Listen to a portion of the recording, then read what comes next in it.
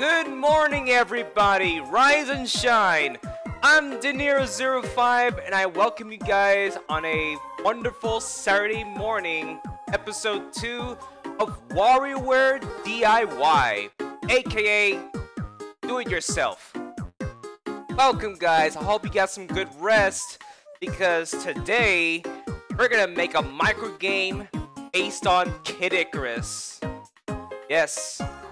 This is actually one of the most funnest projects I've ever done back then.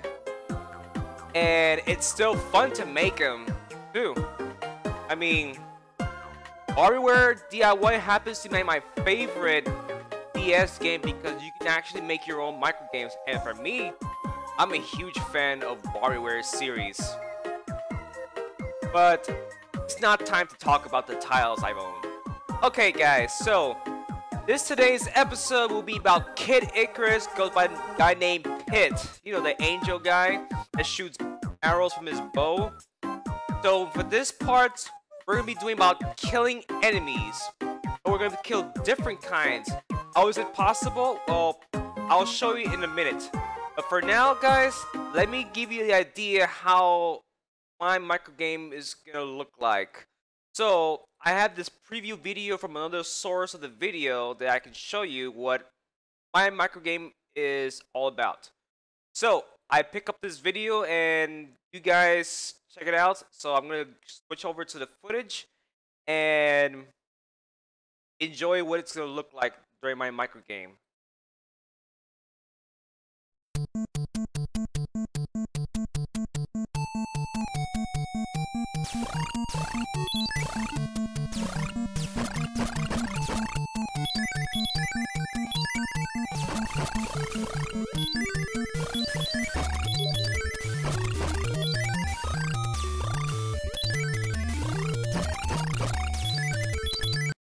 Okay, let's just stop here. So, this is what I tend to do to make. Let me go ahead and pop in my game, and so I can explain further. So, what you saw, guys, is the footage of Kid Icarus. Is, you know, you see Pit running around killing enemies, collecting hearts to buy some upgrades. That's what my micro game is gonna be like today, but nothing like movement or anything. He's just gonna stay still and just attack different enemies when they appear during the start of the micro game rounds. Let me just get to it quickly. All right, and I'll go ahead and set up the game now.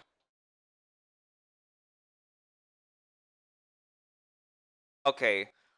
Alright, it's set now, guys, so let's go ahead and begin the project. It now officially starts episode 2 of Warioware DIY, Kid Icarus. So, let's go. In a second, so I can switch to my layout. Alrighty, here we are. Hey, Sergio, how you doing, man? Welcome. Okay, guys, let's go ahead and get started on this fun project. I got everything ready, so let's go.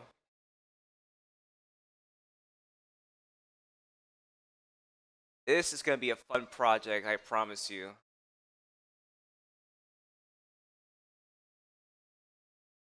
Alright, let's give some time to load.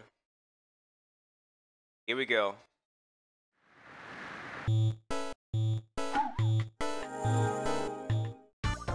So, in order to make micro games, we have to go to DIY Studios. I already did the lesson, so that wouldn't be too much of a hassle trying to unlock the ability to make games. But before we begin making micro game, let's review from last week. Last week we did the Super Mario Bros. 3 micro game called Mario Rod. So in case you guys have not seen my last week's show, here's what this game looks like. I have it right here. Here it is. Now, let's review the game-o-matic. We got the background, and we got the actors right here. As you can see, we got the music, and we already assembled the game together. course, we came up with the title of it as well. Now, let's play the game so you guys see what it looks like.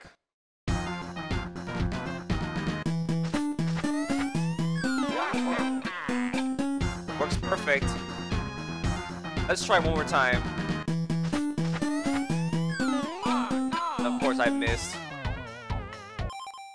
I made a joke from last week that about if you want to be a hero, you have to jump and grab the rod. Otherwise, if you let the rod hit the floor, it breaks. It's the joke. That's the joke. Alright guys, let's go ahead and officially make the microgame. Alright. We have the record which I unlocked yesterday, and we're gonna make the game first. The bonus is the record, which will be later on. So let's not worry about the record, let's head on to game making. Let's go. So, datas. When you make games, you save it in the datas. After you finish making them, the data deletes itself. That means you have a finished project, so bear that in mind. Okay. We're gonna make Kid Icarus. That's the title.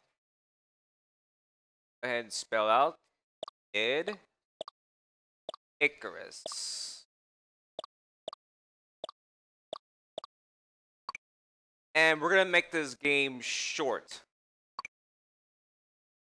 Alright, so we got the backgrounds, we got the empty actors. We'll make now. Is it possible to make different kinds of enemies appear in random in every start of the game? Answer is yes, it's possible. How?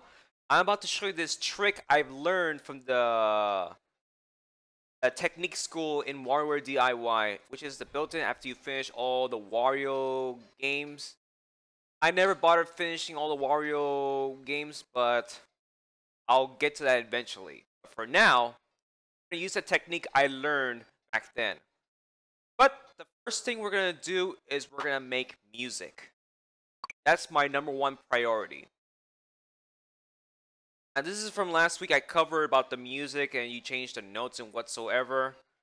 So let's just get to the point of making them. Alright, so the first one I'm going to use on the track is the egg. I like my music 8-bit because who doesn't love 8-bit music?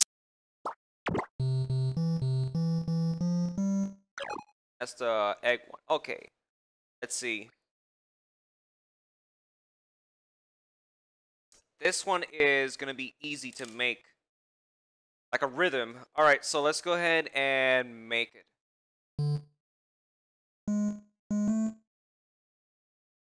Just like that.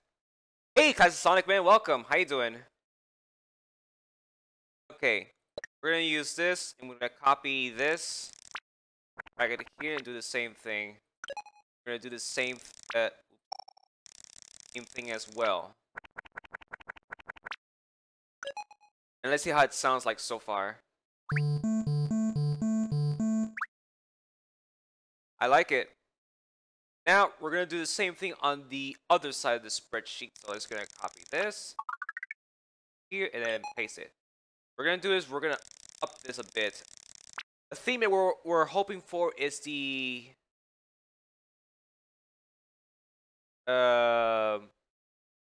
underworld theme, or maybe it was the overworld theme, something like that. Okay, up.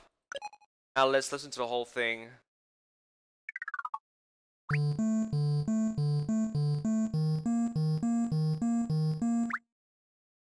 That sounds great. Okay, the next track, we're gonna do track #2, and we're gonna make Squid, which is the tune of it. All right. Go back to the 8-bit instrument and use this Squid. That actually sounds beautiful. Glad you're doing great, Sonic. Okay.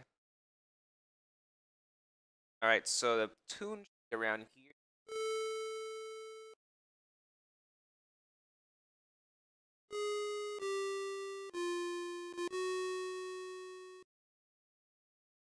Well, it actually sound like it. Let's see.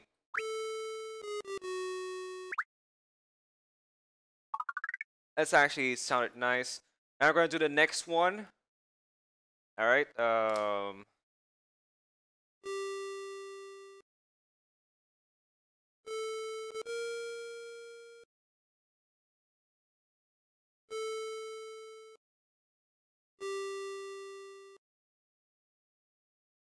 I like it. Now let's listen to the whole thing and see what it sounds like. Let me make sure that my screen is not flashing. All right, here we go.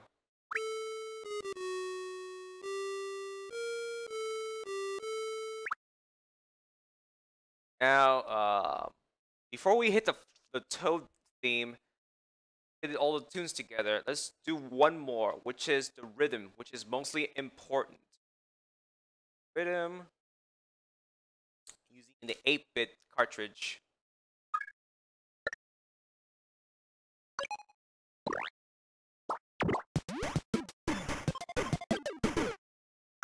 Okay. Now, so the only thing we're using is the start one. Okay, here we go.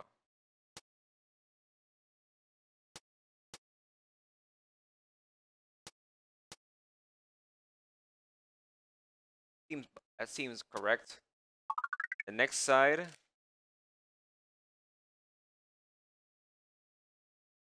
Oh, it's just like the same one, so we can just copy it.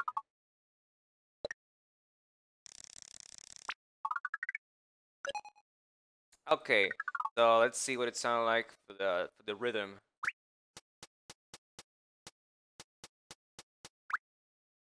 All right, now let's play them all together and see what it sounded like so far.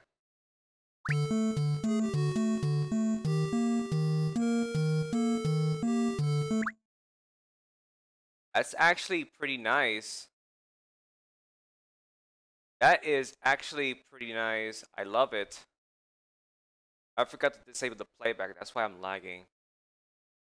Alright, so we finished the music.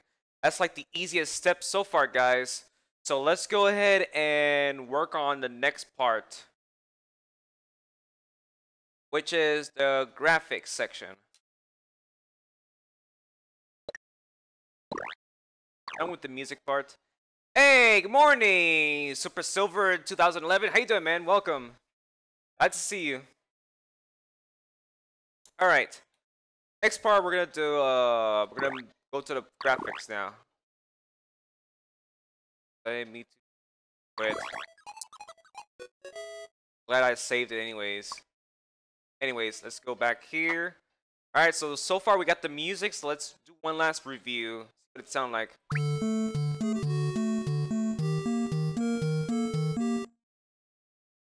Beautiful. Okay. The fun part about being an artist is to make art. For most artists who loves doing art. So the first one we're gonna do is we're gonna create Hit. That's the main character of the Kid Icarus game. So let's go ahead and make. We're gonna use two of them actually. Okay, so let's name him Pit. We're gonna use this size. Only costs 4 points. Max points you can have up to is 256. So based on the size of your actors, you don't want to spend them all at once because you need the points to make something else. Alright, so we're gonna use is stand. And that's what we're gonna make. Alright.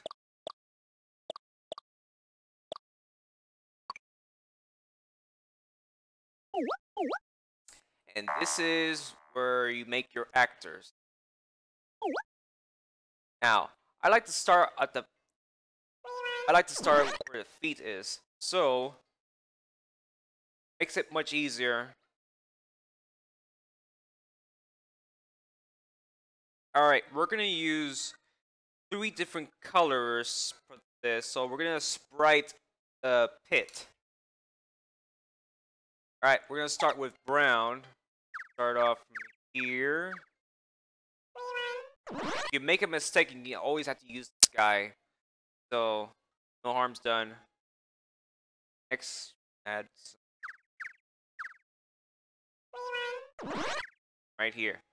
Okay, just one more here. This.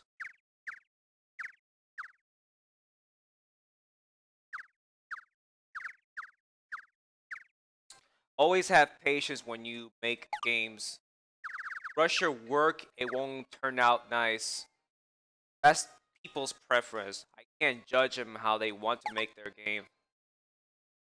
Right. Okay. Add them here.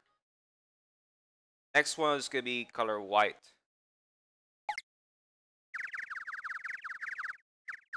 There we go.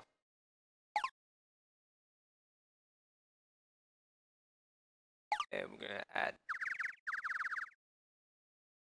right.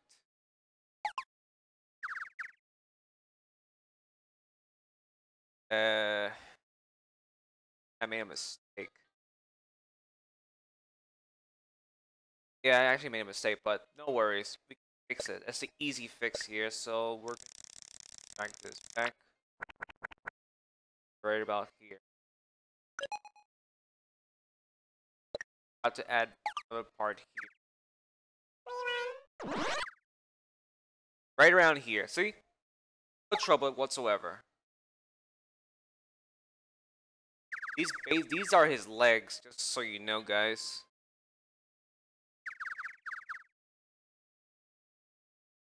And right around here. So, alright, so we're done with his leg part. So now we just gotta go for half of his body.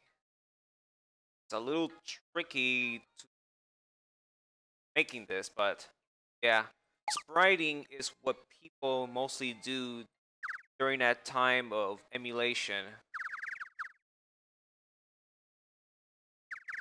Sadly, I'm no spriter, but maybe one day I will, but it's kind of too late, don't you think? Because there's already people making various sprites. What you're about to see around here is where he's holding a bow. And he's already have an arrow ready. Just you guys can just see it well. Okay. Around here. Make a Tetris type of block. Right around here. Alright, so let's go ahead and white palette color. And the back side of it is going to be his wings. Just so you know.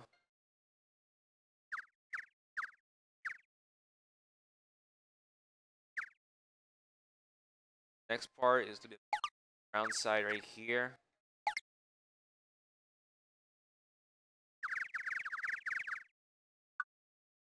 It.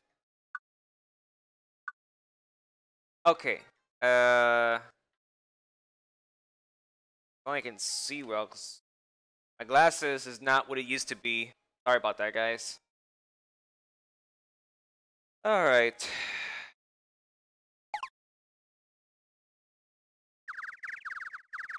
This is skin.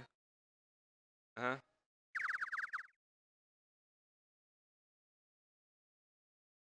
Around there is like hot. We're almost to the part where I can make his neck, his head.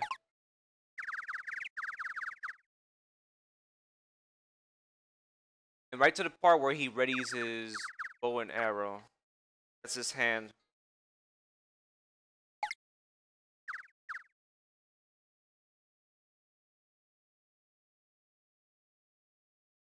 Okay. Kind of like a plus. Okay. So this is where the end part after you extend it. Bow and arrow. Right around there. And going up from here.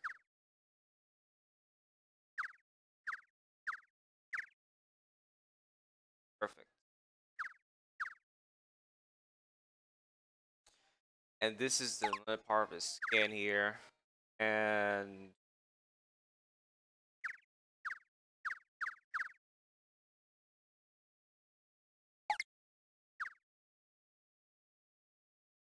all right, one thumb oops, pixel part right around here.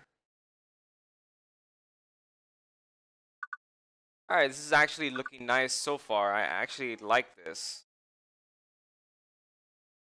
Wish I can work faster, which I was never successful in. All right, we're coming to the part about his head.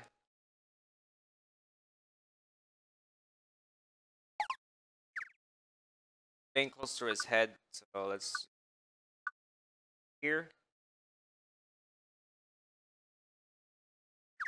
Parts of his head right here.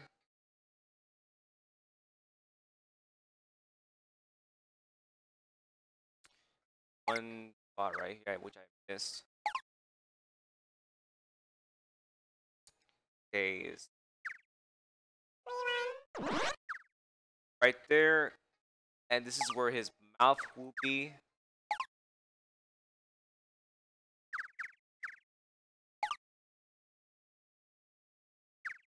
Now let's go ahead and make his hair like. Oh, by the way, I can actually use my D-pad around here just in case because Warioware DIY also has controller support. Makes it much better and easier instead of just clicking the arrows here.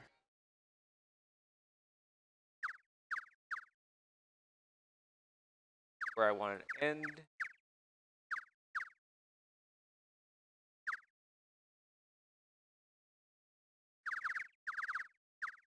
All right.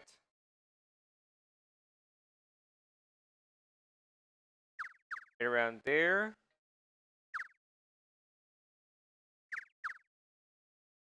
Almost done.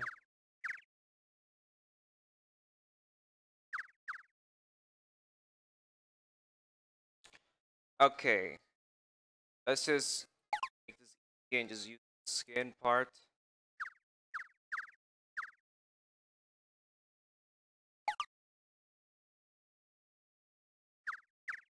And these are his eyes.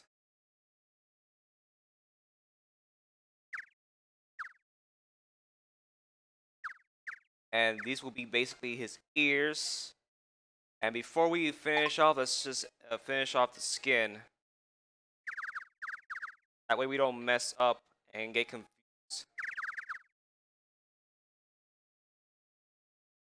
Now let's just around his head, around here.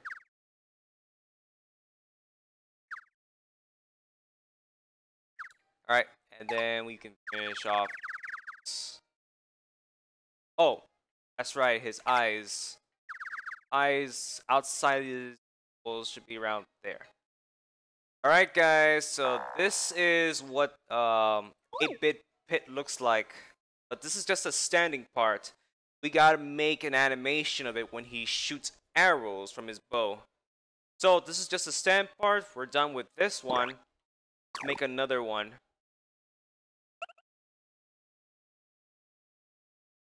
Right. This time it will be shoot. The shoot animation.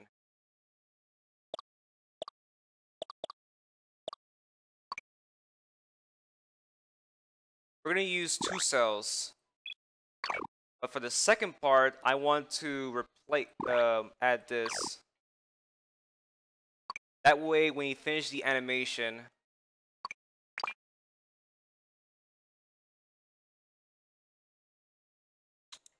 okay. Now let's switch back here. I want to see how my first cell looked like.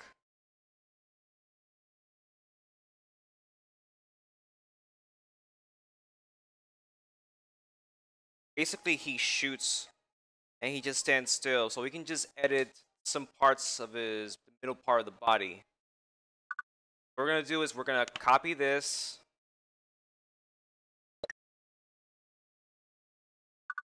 Second. There we go. And then bring this here. The only thing we need to do is make changes on the middle part of the body. Let's just carefully delete where his legs are.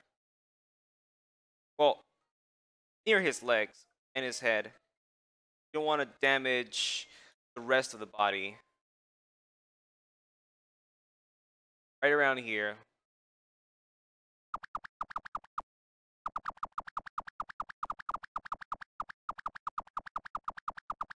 Don't worry, we'll get back to the part soon.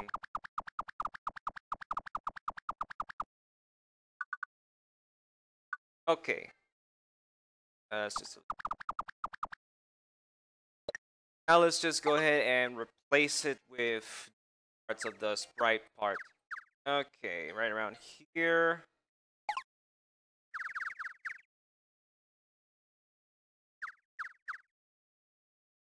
That's the part where he launched the arrow.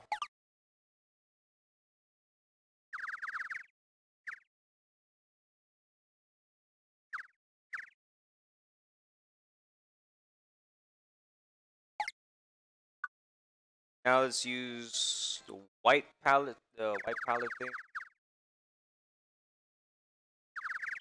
This here.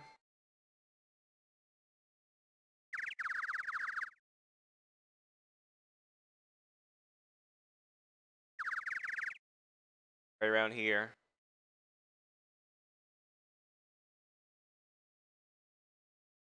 Okay. Okay, this is actually looking nice. Add this. Add this also. And now this is where his hand was releasing the arrow.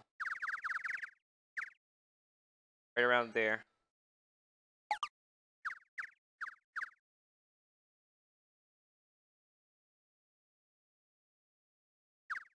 Around here.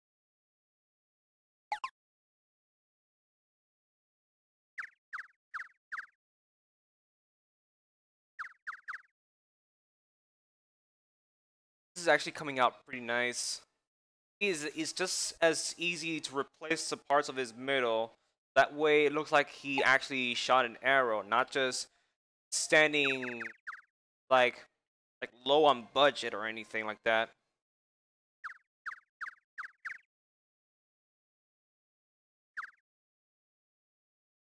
And there you have it, guys. This is the edited of the stand move, followed by the original stand move. We created an animation. Now let's see. Let's play it out. See? Look on the top screen. You can see how he shoot an arrow. That's what we wanted. So guys, we finished Pit. Let's go ahead and exit. We're done with this. Now we can just work on the next part here. This one will be. You see what it is? Ah, yeah. This is just a simple one, just an arrow shot, and you're about to see why. We got one with the animation, and we got the one that's not. For that reason, I'll explain. Let's just make a simple arrow.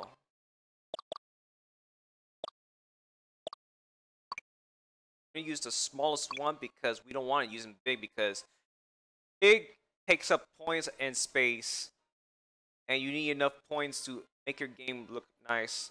This is animation, which is call it Annie.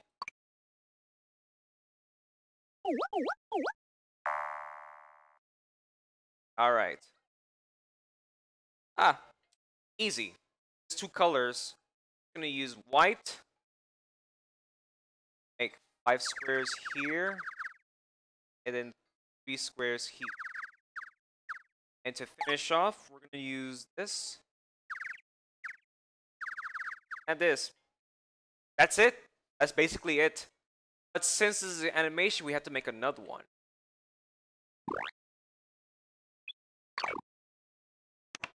I should have used the technique. But yeah, it doesn't matter. We're done with this. Let's make another one. And stale, we'll like to call it.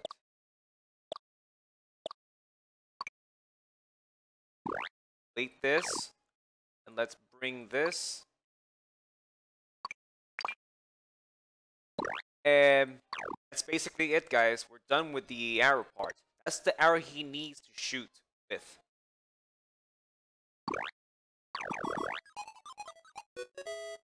Okay, the next part we're gonna make is our first enemy, which is one of those little snakes that spawns from the jar, as you saw in the game of Kid Icarus.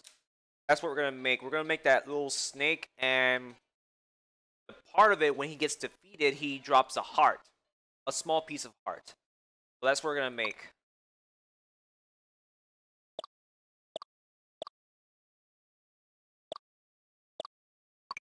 Snake small, Annie, short for animation. Alright, so let me go ahead and that's set up. Okay, here we go. We're gonna use 3 different colors for this snake. The snake is actually green, but for some reason it's actually green. The first we're gonna use color red and draw the underbelly part of its body in pixel form.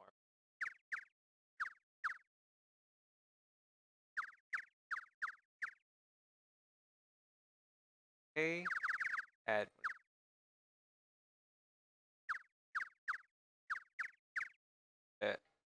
That's too much. Okay, and this is just the mouth part around here. His eyes are gonna be up here.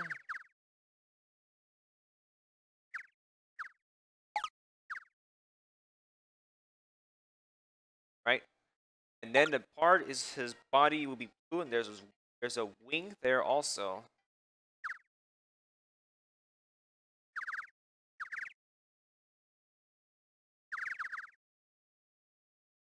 Okay.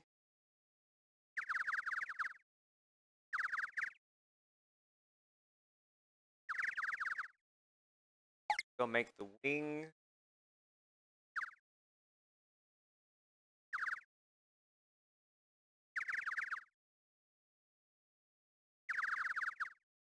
Alright, that's his wings. Let's go ahead and finish off the body.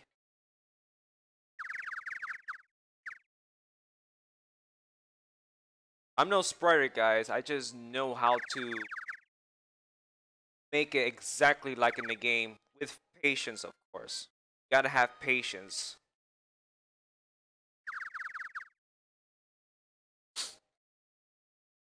Right?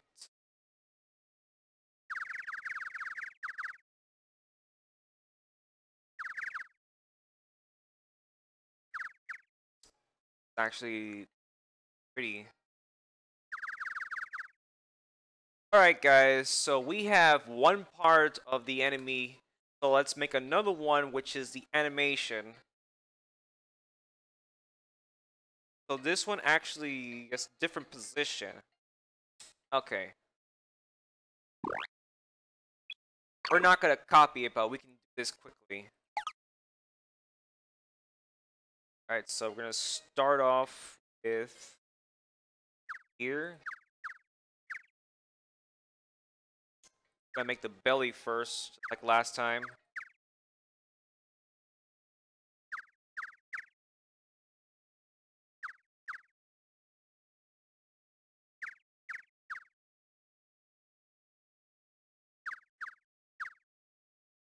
Right. Now for the white part around here. 2 squares up eyes. And this is his pupil eye. Now let's go ahead and make the wing here. Right around here.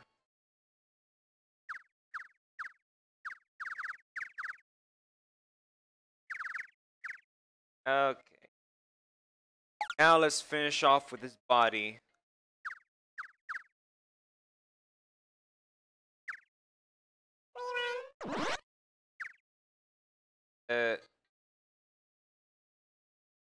Made a mistake. Did I actually make a mistake? Part.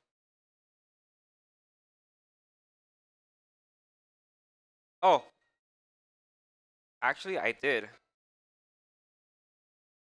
I guess I did make a mistake. I rushed. See what happens, guys, when you rush your work? Oh, right. I forgot about add another square here. Right there. That was my mistake.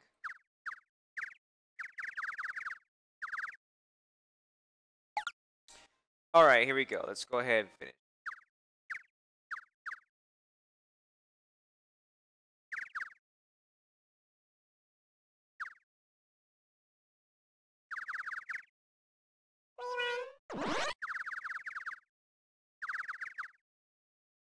We're almost done with this enemy. We can move on to making when he gets defeated.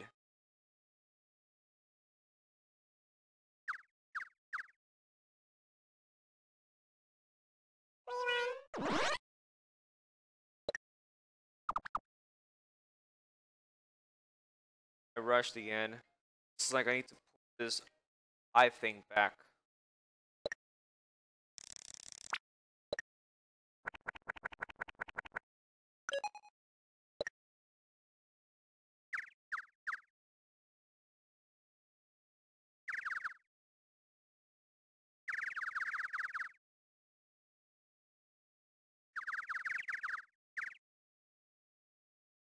Right, this is actually better now.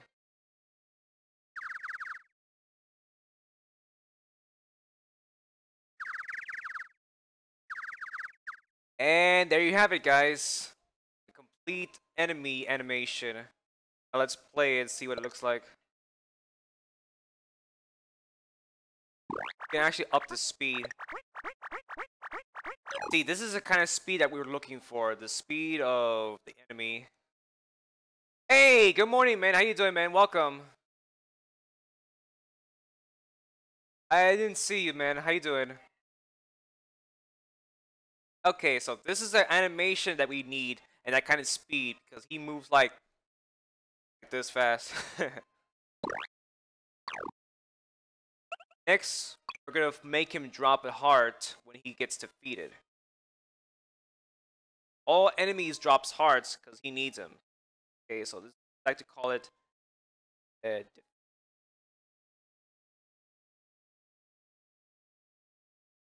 this is like more of a spray, so it wouldn't matter. We'll just make it sprayish like.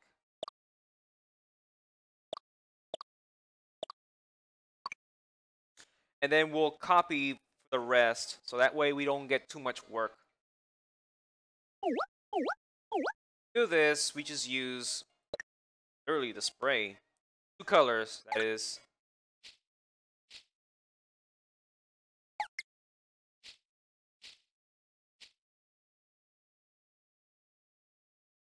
This is Warioware DIY. We're making Kid Icarus microgame. Friend.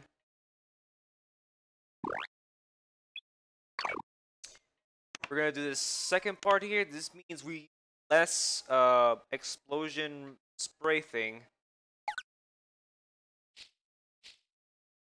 And top it off.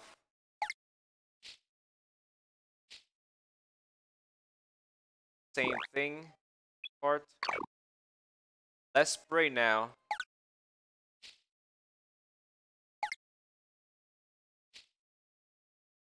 Alright. The last part is where he drops the heart fully. based on the animation. So we're gonna make a heart. This one is actually pretty easy to make. First, we're gonna start off with blue. Have a little helper here, help out with our design. Actually, let's start off with red. Around here.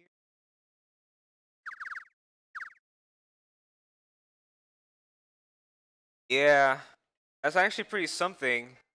I'm actually proud there's many people watching at least. People helping me support my work.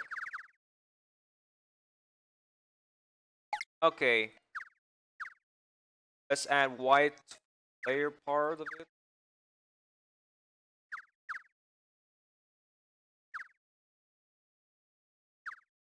And last, blue. This is the size of the heart that the smaller creature drops. Bear that in mind. If you guys are familiar with the Kid Icarus game for the NES, you'll understand.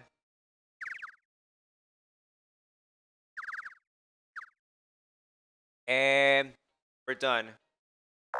We finished our first enemy, and this is what the heart looks like in the game.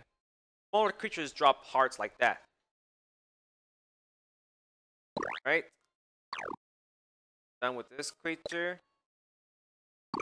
Save it.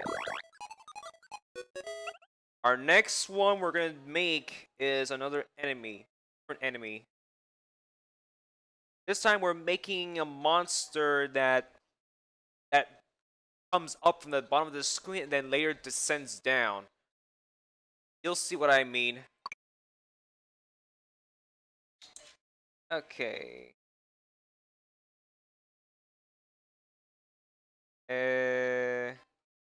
He has no animation, however, so we'll just call it monster.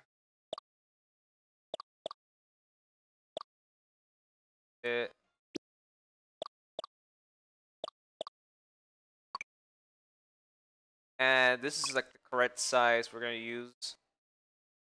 Stale.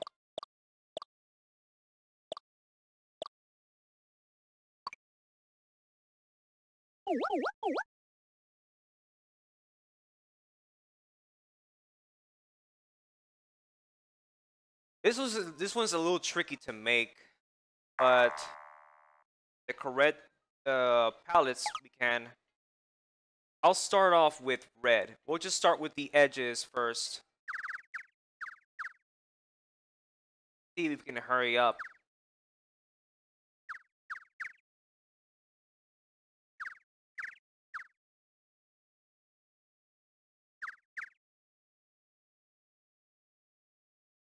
Over here. Let me sit up straight. Okay. Right around.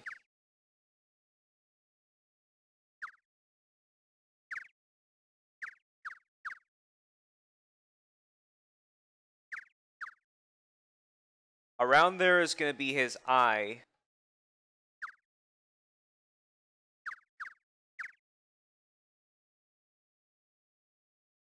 Will help you a little bit.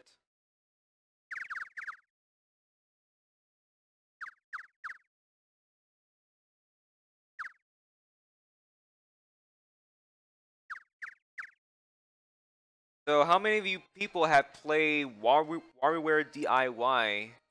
I'm actually curious because it should be familiar to most people who are a big fan of Warioware series.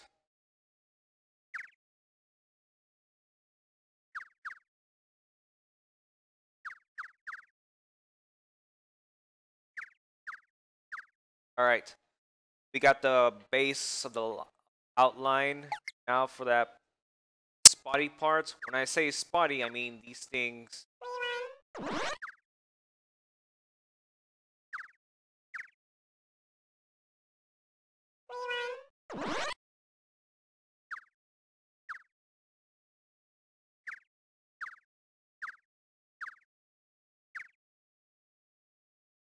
And some part of it is his eye.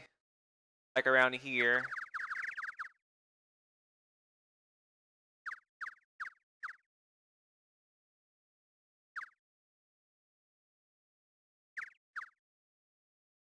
Okay.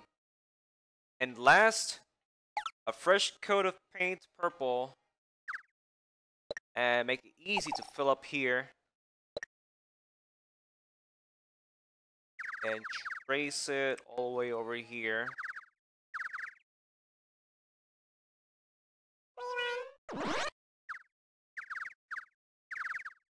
And voila! This is the creature that jumps up and down from the floor of the next level, which is the overworld place, I believe. Yeah, it has to be an overworld. But this is what it looks like. It has no animation, so we'll just keep it the way it is. And next, we're gonna add another one, which is where he gets defeated.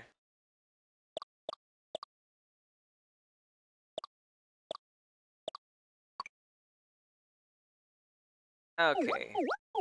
Just simple changes. Just like the first one we made, the creature, the snake one. We're gonna do this. Actually, I have an idea.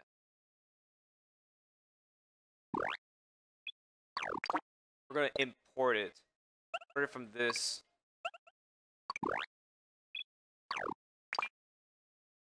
But what we're gonna do is make changes to the heart piece, because the things that goes up and down gives you half of heart, not the small piece of heart.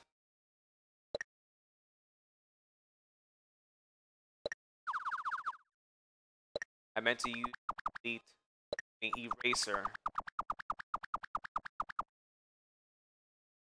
Okay, so let me see what the half of heart looks like. Ah, yes. It's the same palette colors, but there's one more added to it.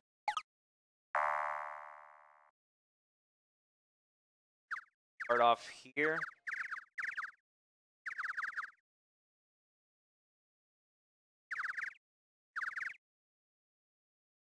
It slowly goes up. And this is the end point right here. Now let's add the white edges of the half piece of art. Right around here. And most of it goes up here.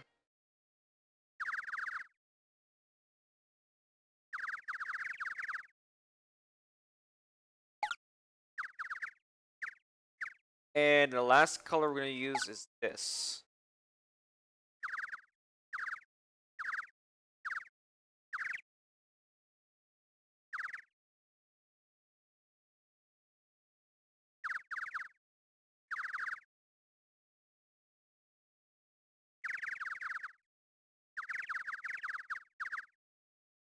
And here you go, guys. This is the half piece of heart that he drops. We're done with him for good. Let's move on to the next one.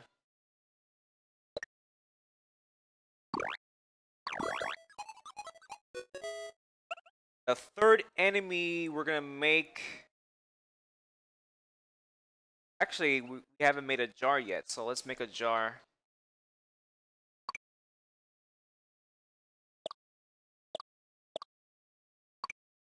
And this is a small size as well. This is a jar that the snake comes out of.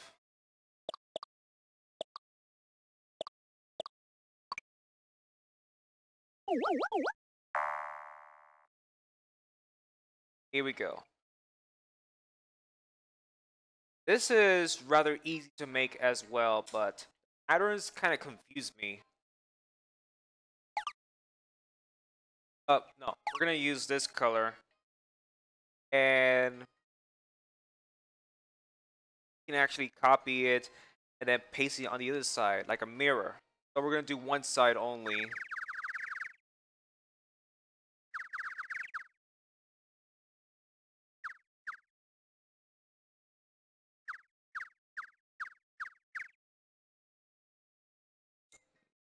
right around. Bring it all the way up.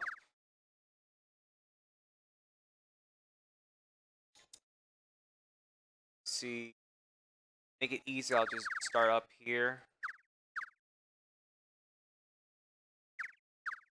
There we go. Now let's mirror it.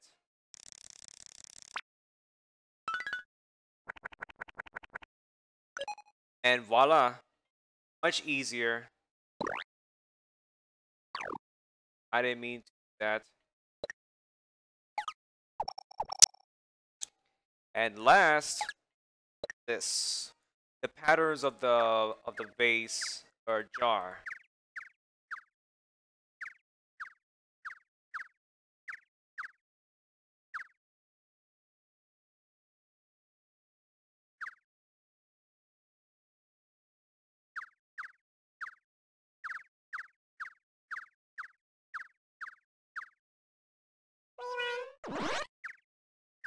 And we're done. This is what the vase looks like. Wait a minute. Ooh, I think I made a little mistake. Yeah, I made a little mistake. So let's correct this problem. That is.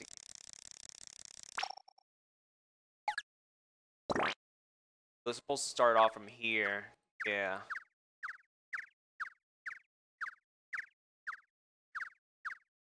There we go, much better. This is the way I want it to look like. This is the jar where the snake comes out of. And they never stop coming out when I play the game.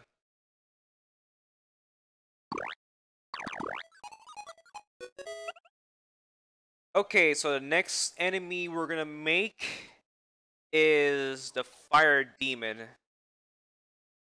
So he has like 4 different palettes I plan to use. First one is when he stays down. The one he pops up, when he pops back down, and when he gets defeated. That's our next thing, fire demon.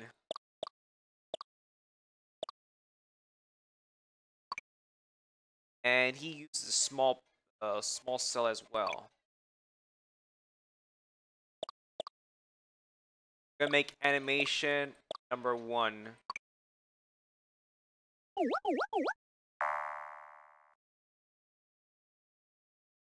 I'm actually having a great time. Hope you guys are doing the same. You guys are having a fun time also. First, he uses the first animation in which he stays lowered on the ground. Okay, so let's see.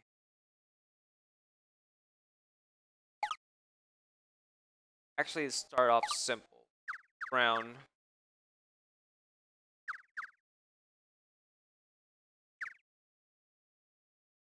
Same thing on this side.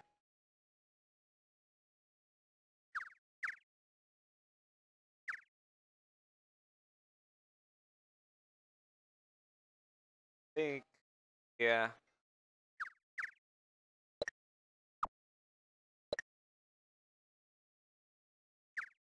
Right around here, and he also has a brown part here. Squares up. Or 2 pixel squares up.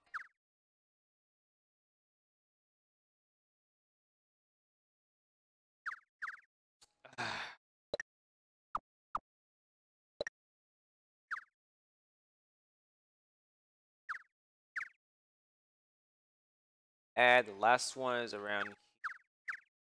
Okay. Now we can just safely drag all the way from here.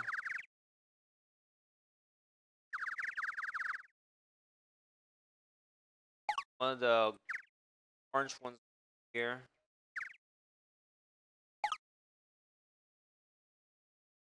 I have a confession. This is actually difficult to make.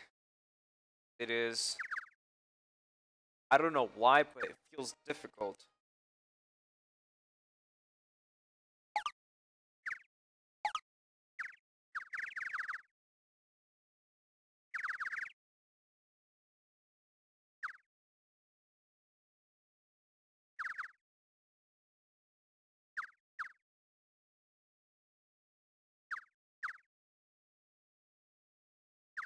And done. And we got one part of it done. So this is what this creature will look like when he stays down.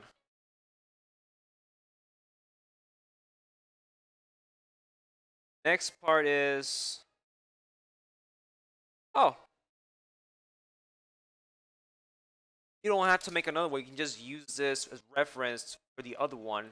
So let's copy it and then mirror it. Less work, which is awesome.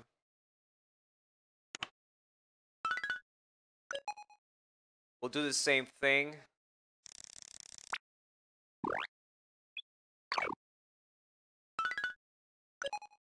And then one more.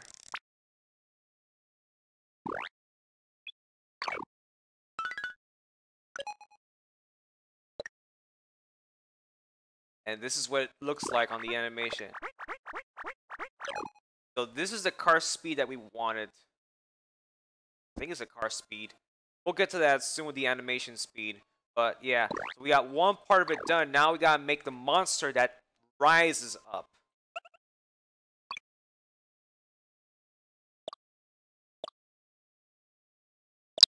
Rise Annie animation for short.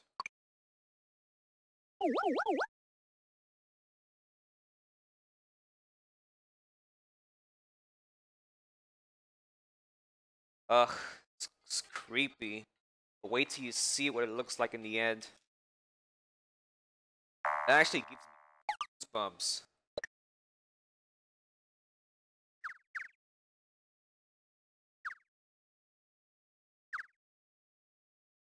We'll start off his mouth. It uses the orange.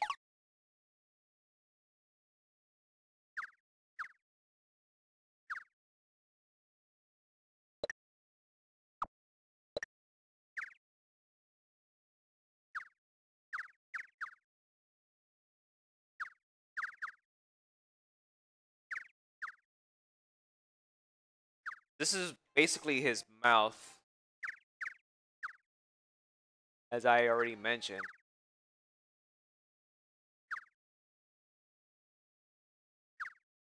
Right. His eyes should be around here.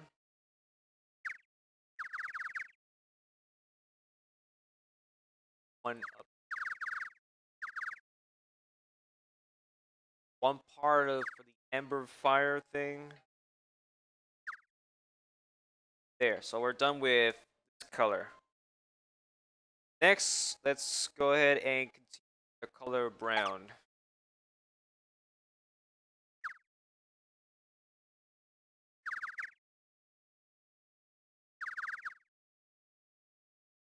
Again, this is actually tricky to make. The whole thing in his mouth is brown, so bear that in mind.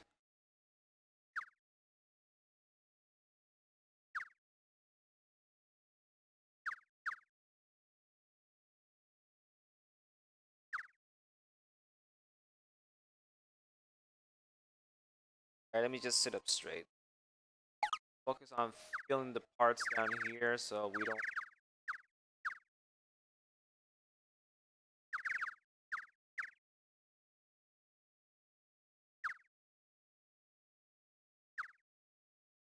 Just take the time to use color.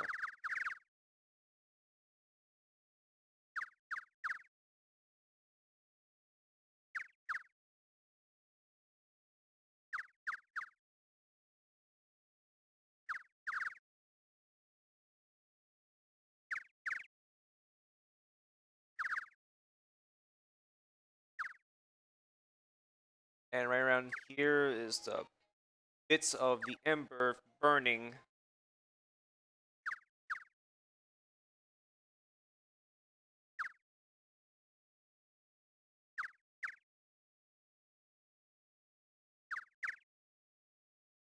Just the bits of his body burning.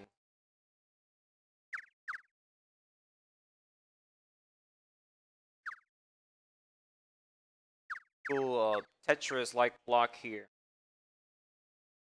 And I'm almost done. Color red. I guess that's pretty much it. So let's go ahead and finish off with brown.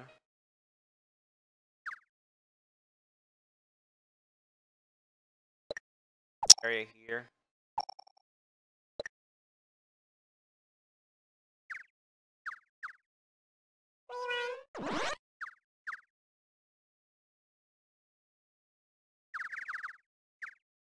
I actually love this project a lot.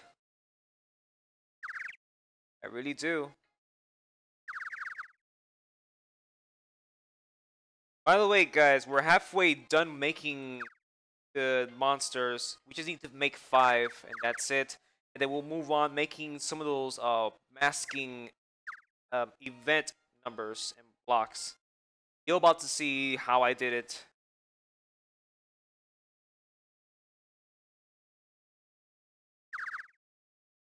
Oh, oh, that's not right. Here. Hey, Lols, how you doing, man? And thanks for stopping by. Good luck, man.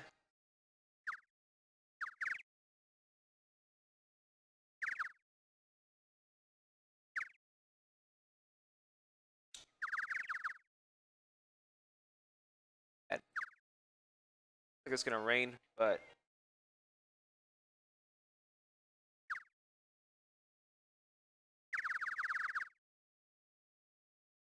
and looks like I'm done. Double check to make sure. Yeah, I'm actually done. This is what the creature looks like in the game. Pretty terrifying, huh? Remember, this is just an 8-bit. What we're gonna do is we're gonna copy it. An animation. He just uses the same single animation.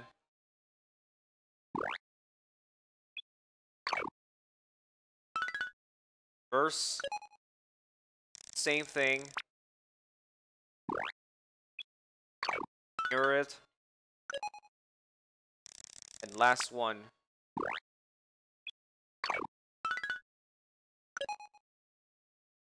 Now let's see how it looks like. Like bobbing his head sideways like that.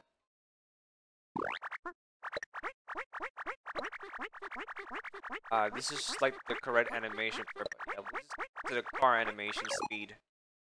Alright, we're done with this. We're gonna copy this here because we wanted to make another switch animation part. Edit the name to 2. That's it. Here, we're gonna import it from here. They have the same size as the hard drop piece, so... And just like that, we're done. 2 more monsters to make.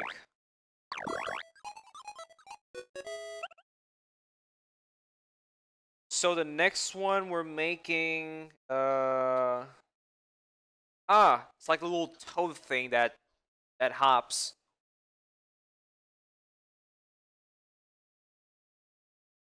Oh, they call it One Eye. Okay.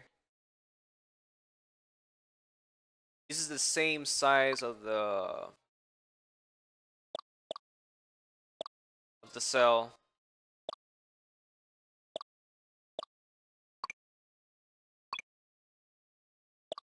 Call it animation because he goes up and down animating.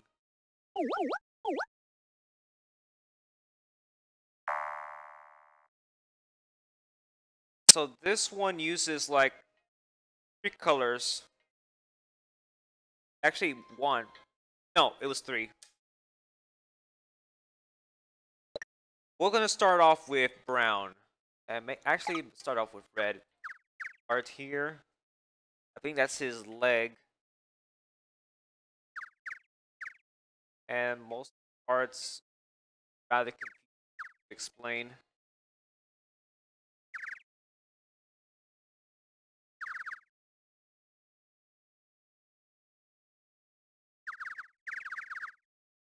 Okay, we'll leave it like that. Let's focus on brown.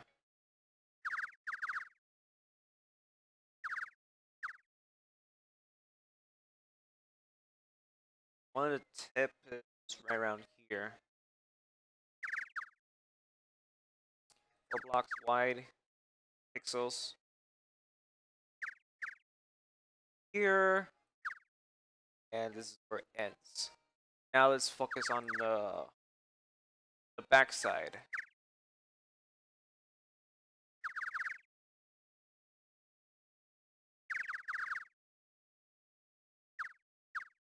Right around here.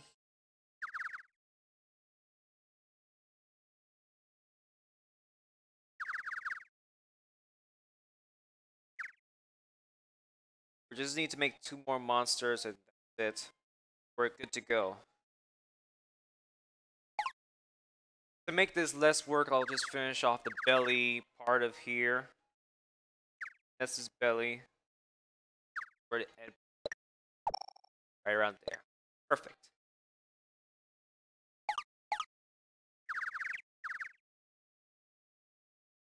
You see, guys, when I sprite, I want to make my game look really, really nice based on one of those great classic games for the Nintendo era. And the sprites I use are not from me. These are from people who sprited them via emulation, just so you guys know. I don't take credits of using sprites.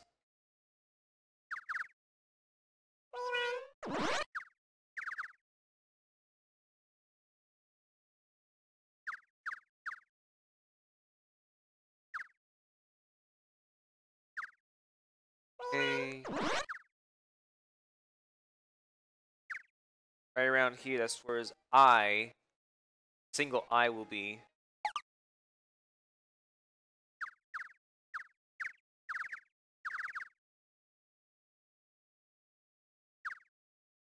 Oh.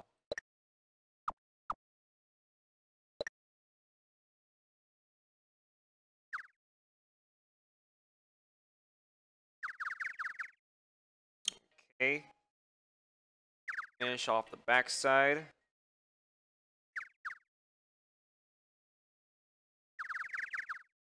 And we're almost done using color.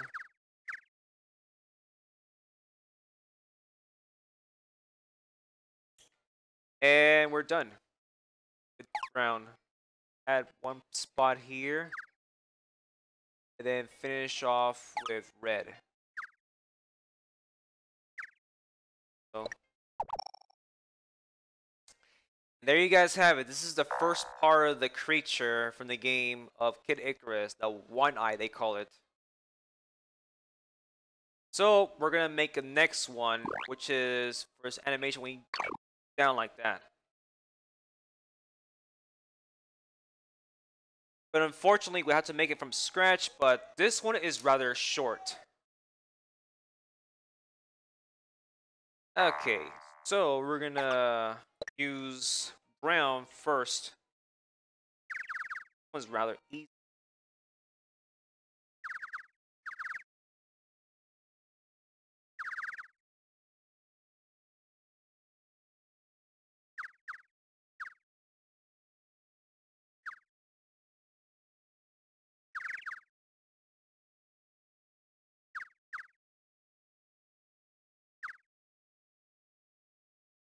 Wait a minute. I think I made a mistake. Second.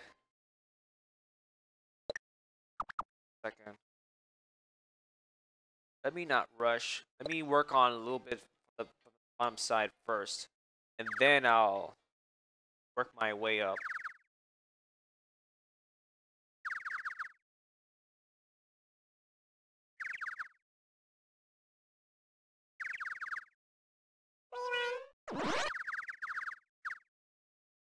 Okay. Add one right here.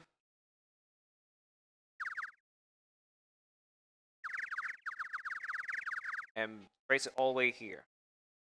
Add one here. This is where his eye is gonna be around here. Around here. So we'll add one here. Here.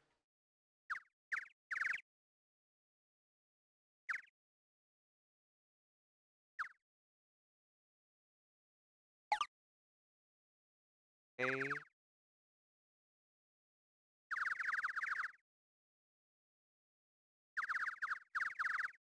And we're done with his eye part around here. And we're almost done using the color brown.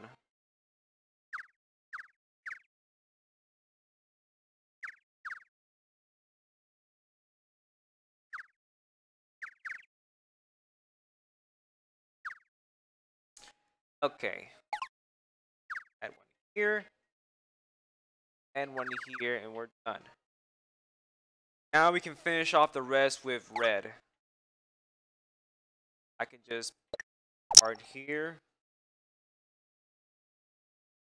Now we're trace it around here. Trace it around here.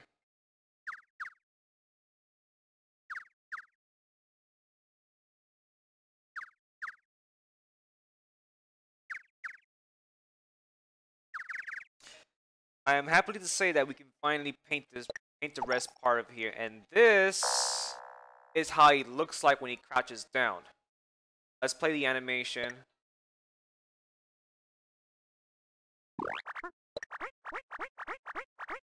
See? Crouches down like that. This is exactly how it looks like. So we're done with this monster, and then we're gonna import the one that drops a half piece of heart, because that's what he drops. And just like that, and we're done. The last monster we're about to make is the one that comes down. One of the rock enemies.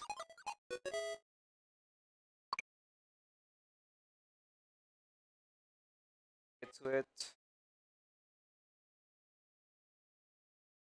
Yeah, that's the one that we're gonna make. The rock monster. We'll just call it rock. He's small as well. So yeah. And he has no animation when he comes down. So let's call it stale.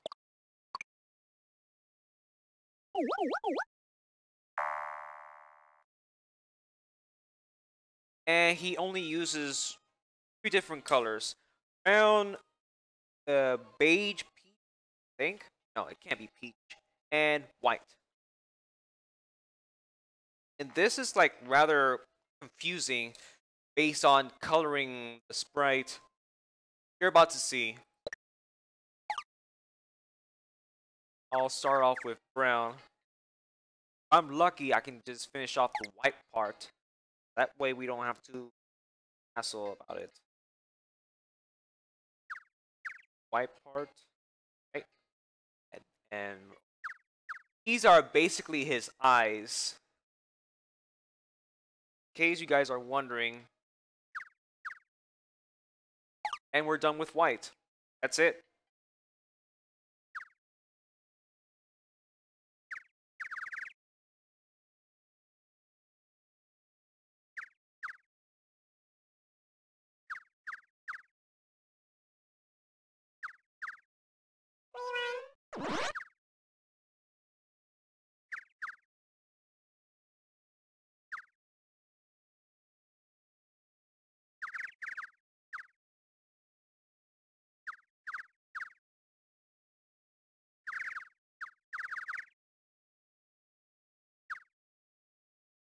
Now, the part right here looks like a Tetris. One here. Another part Tetris like here.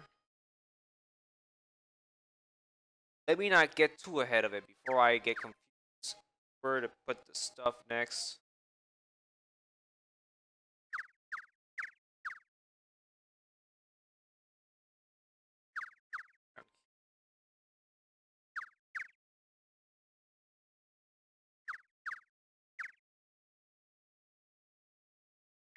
Okay, we can get this done quickly. Hopefully. So I can then move on to the background.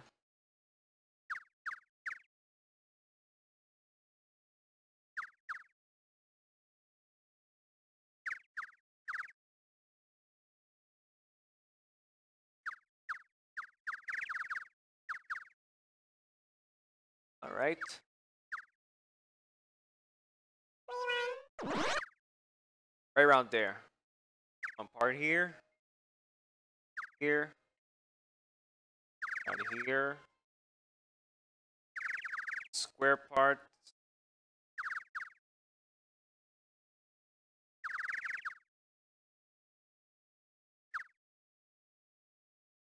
And almost done. Just yes. Right around here, the eyes. I forgot about that. Alright guys. Got one color done, and now let's finish off the rest with this color.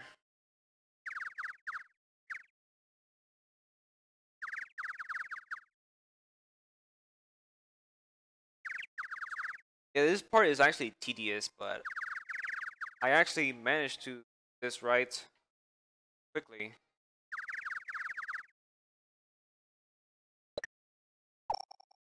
Paint some parts here.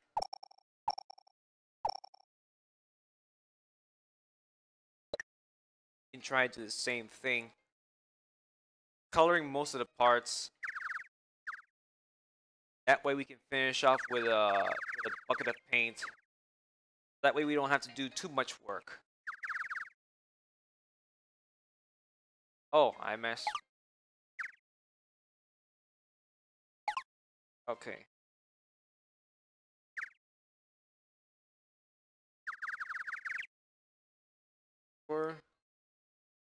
Yeah. Let's go ahead and dump this all in. And voila, guys. This is the rock monster. He has no animation. He just comes down from the ceiling. All right, so we're done with this. Just need to import another again, but this time we'll make a full heart because he drops a full heart container or item. But yeah, let's edit here, all the way here, and then we'll just delete this and make a fresh start. Pull that up. Okay, here we go. Time to make a complete full heart. We'll start with the color red around here. These.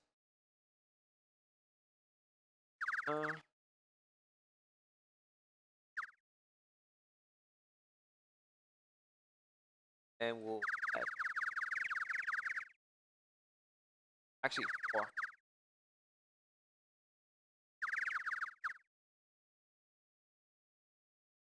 Four blocks on this side. Then 3. Alright, we're finished with the color red. Let's go ahead and trace it with light blue. Is cyan. Or cyan. I never pronounced that name correctly, ever.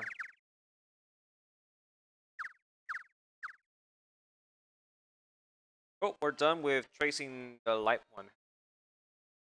Now let's go for white.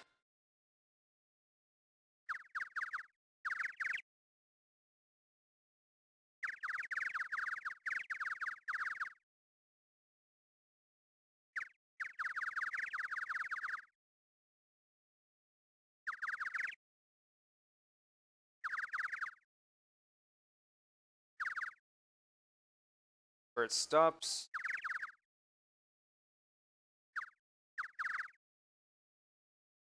Some small parts of white trace ends here. And we're almost done with white, and now we are. Last color is blue. One spot here for some reason.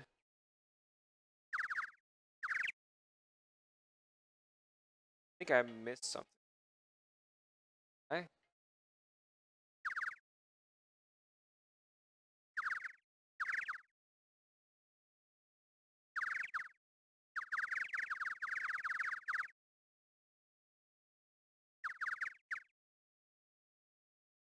Okay. Here. Here.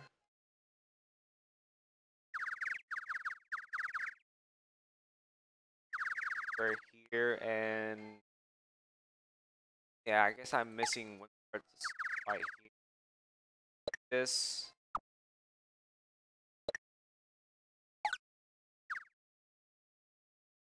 And there you got, there you guys have it. This is the complete heart. Exactly how it looks like. But a little speculation about this. Something seems odd. Maybe I should delete this. Yeah, it actually looks better now. It actually looks better this way. Okay, guys, this is your complete heart. We're finally finished with the monsters. Now time to show you a little trick how I make different monster appearances. So we have this thing called masking events.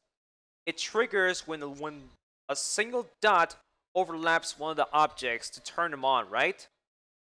So we're gonna create 5 of them, and they're pretty quick, I promise. You need to save that for reference, so we'll just call it 1. You don't have to make it big.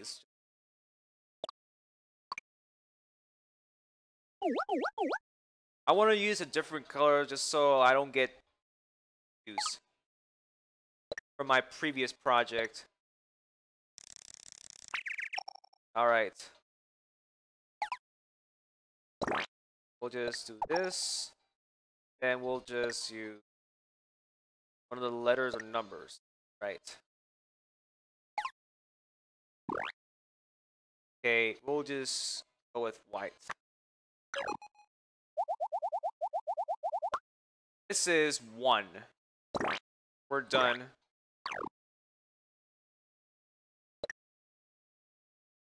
Now let's make number 2.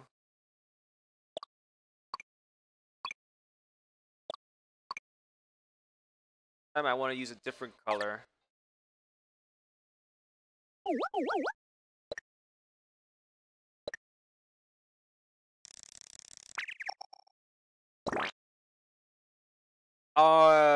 Let me explain now. The reason I'm doing this is to make the event triggers differently every start of the microgame.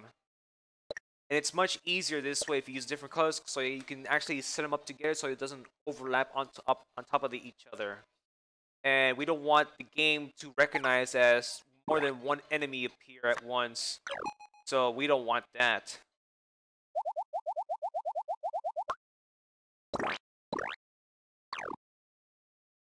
That's the point of how I'm making games like this. Oh, I didn't mean to import. Sorry about that, guys.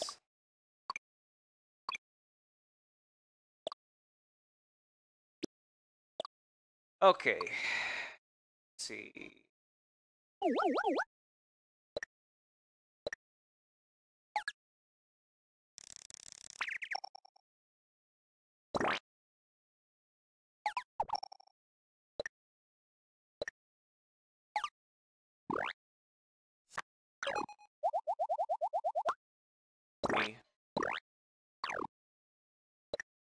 Now let's make 4, but let's save it so we don't lose our work.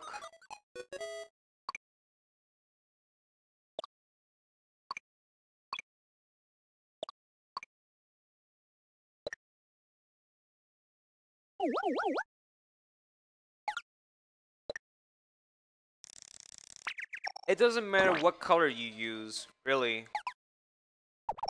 But I'll explain why, so that way you can't see the number boxes somewhat. There's a trick I did. I learned from one of the games that was already made, well, pre-made.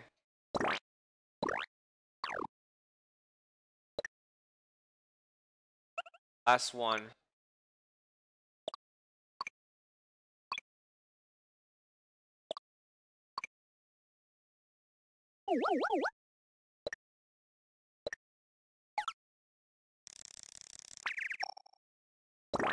Now paint this, then use the number 5.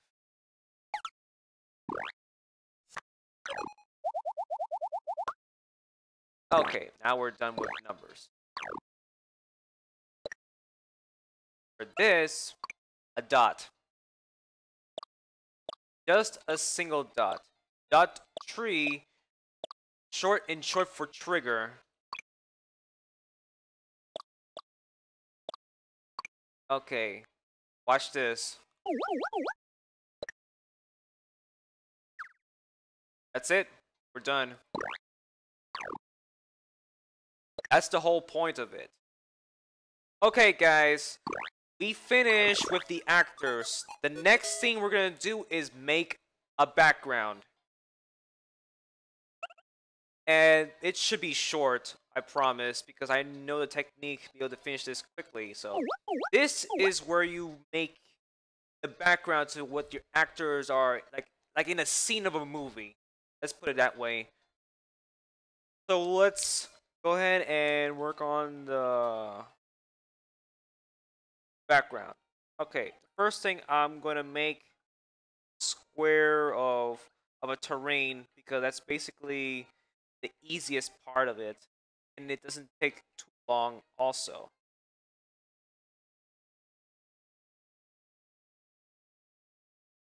All right. So here's the trick. We'll start at the very edge here, and then we'll slowly work our way down to drag him to other parts of it. And we're gonna use color blue.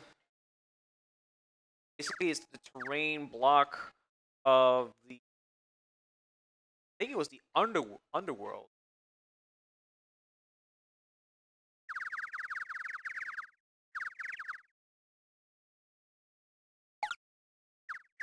Part.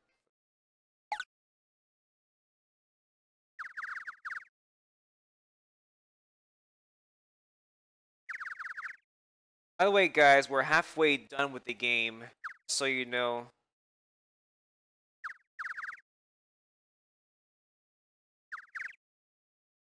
And once we're done, see how the game plays out.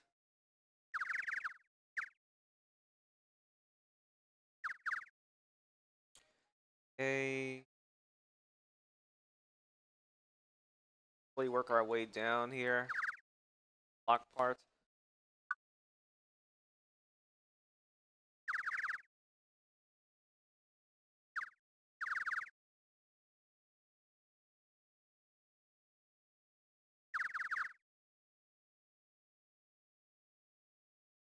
Okay.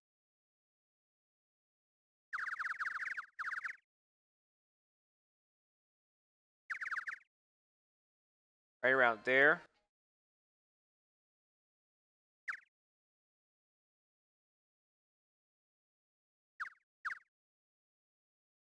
Oh, right.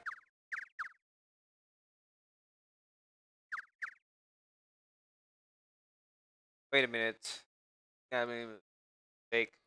Oh, that's way too much down.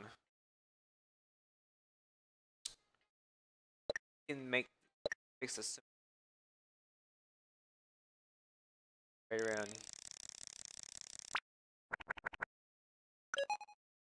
There we go. That was easy. It was a little bit too down.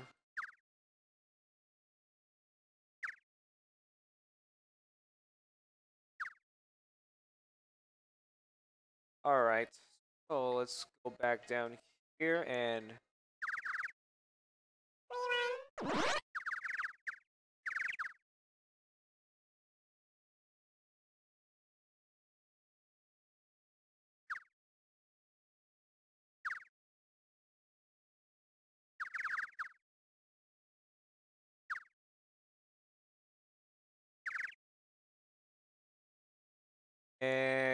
from right around the squares. Got it right. Look right, but we'll fix that in a minute. Oh, right. Of course. Hang on.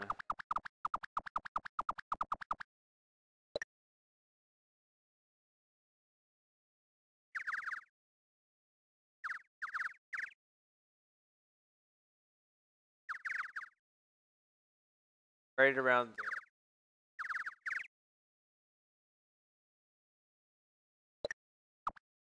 there. Or that.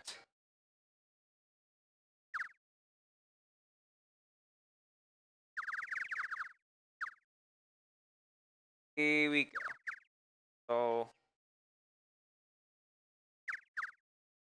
now we can just detail it a little bit up now with this.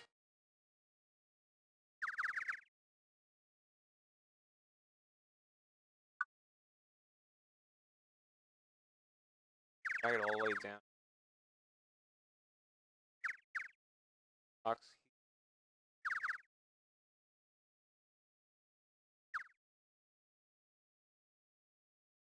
Okay. We're almost done with this block, so I can just use it to copy and paste it most of the terrains that we're about to set up. So bear that in mind. Just need to create the door, the tree, and the bushes, and that's it. And Pit will be just standing there near the ledge.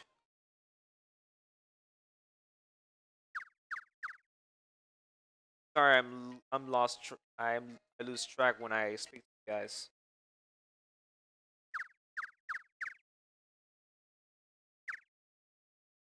Yeah, I got most of it now. So let's go ahead and paint some parts of it. Start with black. Just a square lining.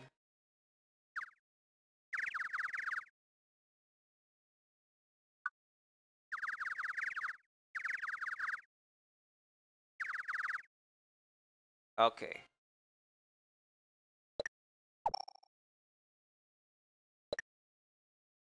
Now we just need to add some details to the side of the block, as you can see right here. This is kind of a little tricky off size, like I have in my game, my Nintendo DS. Oh, before we continue, guys, I have forgotten to show you from last week. This is my legitimate copy of Warioware DIY, as you can see right here, right around here. This is my legitimate copy back in 2010. A real joy of making microgames and playing them as well.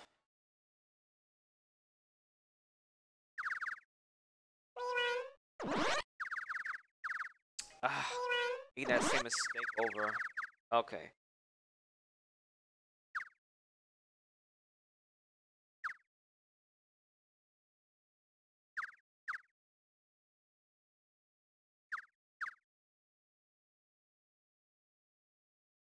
Almost done with the black part.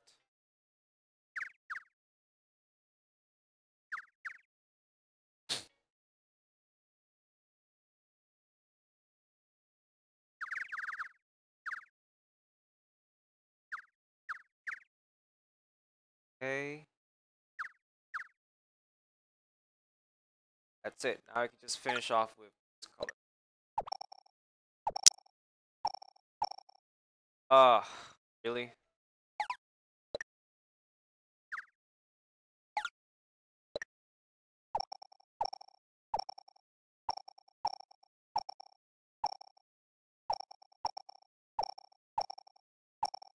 Alright, so this is actually what it looks like. So, before we do something else to it, let's make a door. That way we don't get ahead of ourselves. I want to start my door around here. This door we need three different colors. Blue. Actually, make it. No, it's white, blue, and other blue. Cyan. It's only where is high? Wow. Yeah, I'll manage. Okay. Start the bottom side of it. That way, like around here. Okay.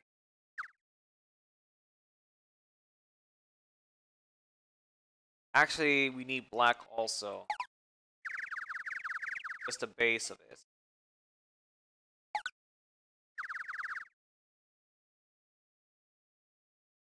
Just safely trace it all the way up. Around here. No. Right around here.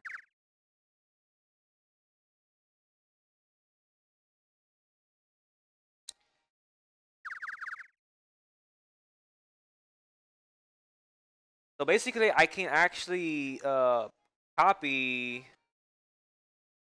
the base of it to another. I think. I get too ahead of myself.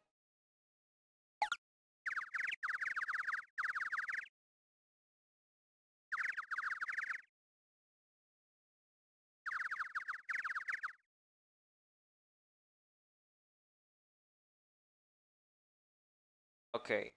Looks like I can.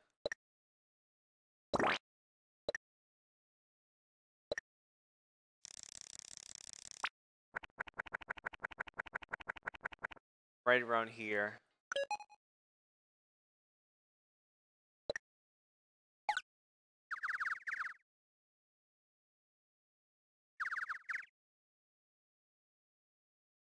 And that's fine. Alright, so we're almost done with this. Oh, got to color this. Easy fix.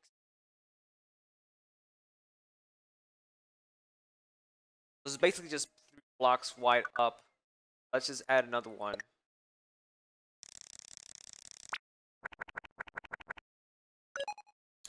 Okay. This is the end part of here, which is the doorway. Now we can just do this. Add some parts here.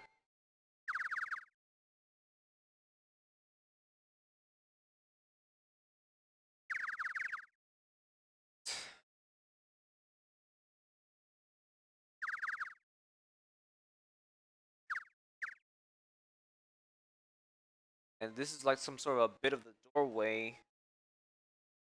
Routes upwards. And right around here.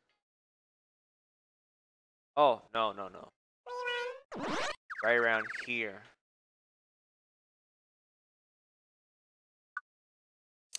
Much better. Yeah, that seems about right. Let's go ahead and make this.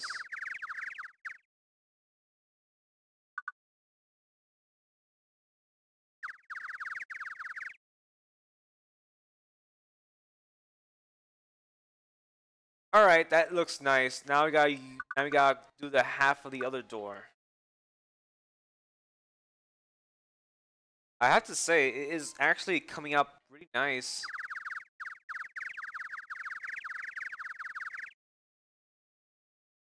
Really, really nice.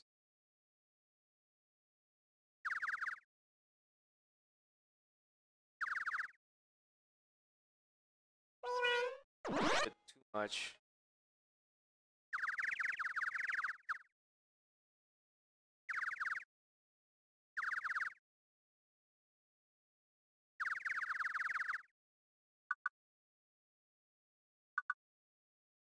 Okay, so this is actually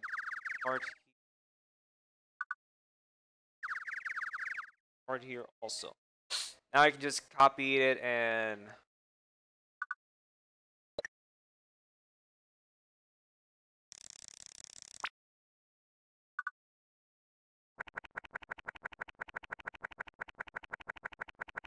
right around here. That that actually makes sense.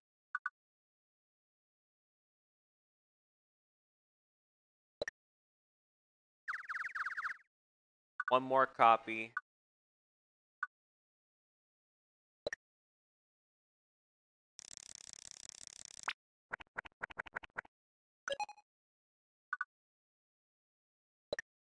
Add another one. Okay, now we're gonna work on the end part of the door, which is. Wait a minute. Did I miss something from my other one? Oh yeah, I actually missed something. There we go.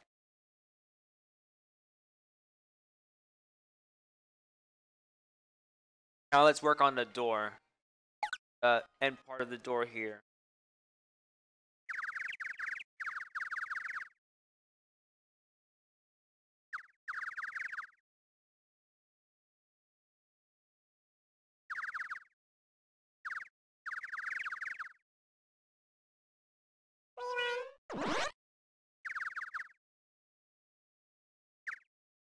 There we go.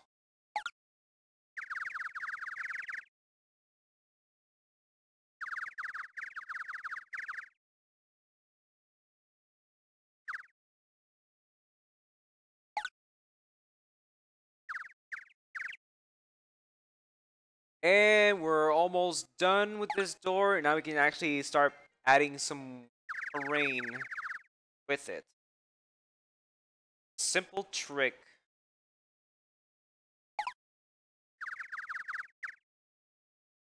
We're adding the black edges now.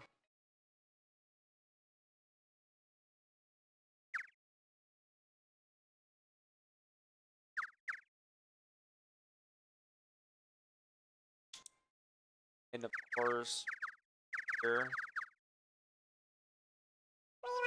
Not get too ahead of it. Yeah.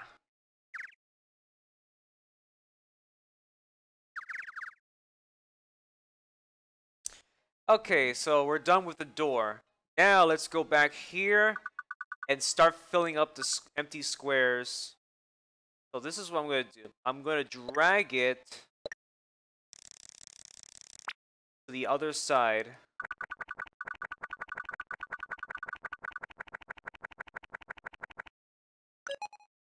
And let's start copying it.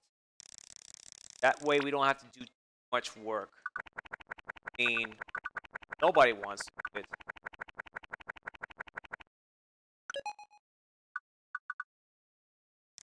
Copy it again. Paste it inside.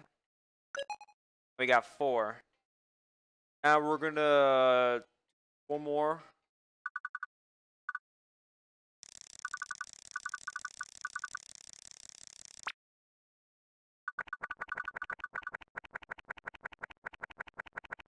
Be sure to look up on your screen so that way I can help you.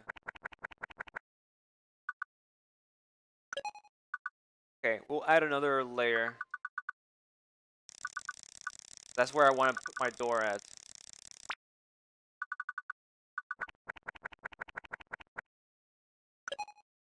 We'll focus on one side here.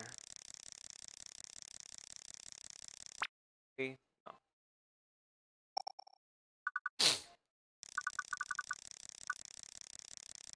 There we go.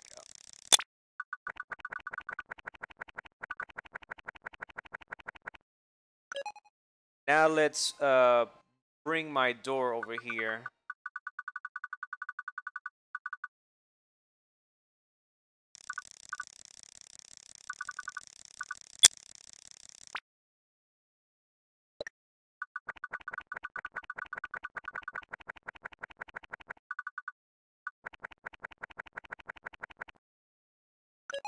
Ta-da! Our door has been placed. And now... Actually, it's a little bit down, but... So, bring this door up just a little bit.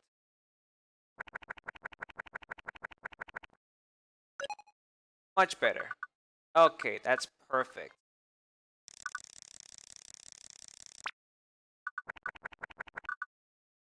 Oh. This instead. Now for the real magic maker. Just need to add five more pieces of terrain. Yeah, five more exactly.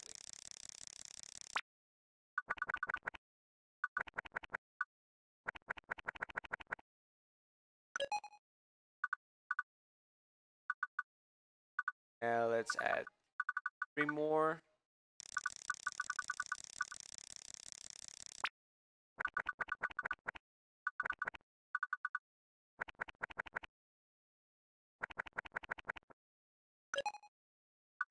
Okay. Now we just need to spread one apart and then add one more. So we'll be done with the floor.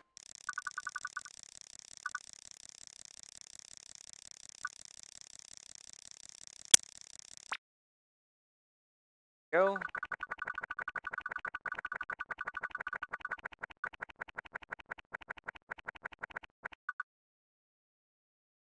This is looking pretty nice. I'm actually quite jealous. I want to make games again, like in the past. In this empty spot here, we're just gonna make it black. This is where one of the enemies will fall down.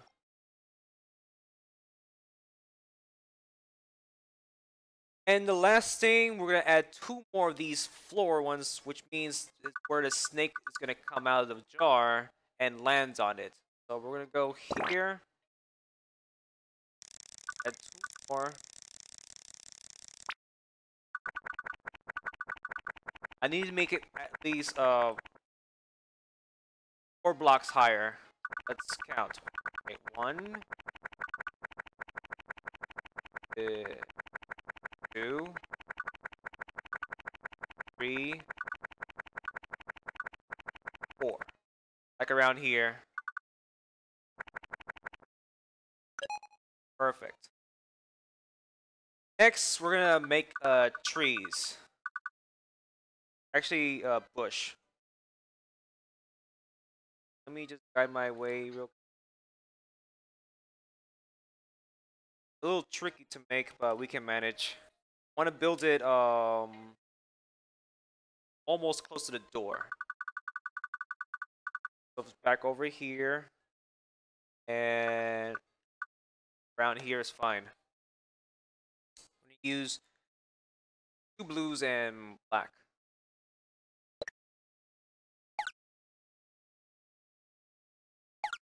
Start off with.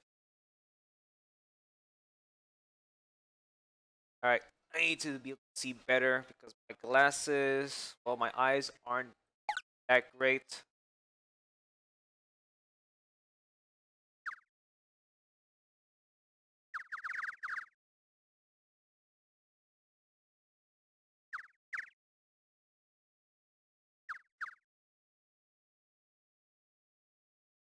You know, I have a wonderful idea of how I get this done quickly.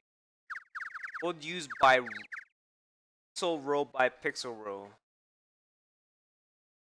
So we can actually get this done quickly.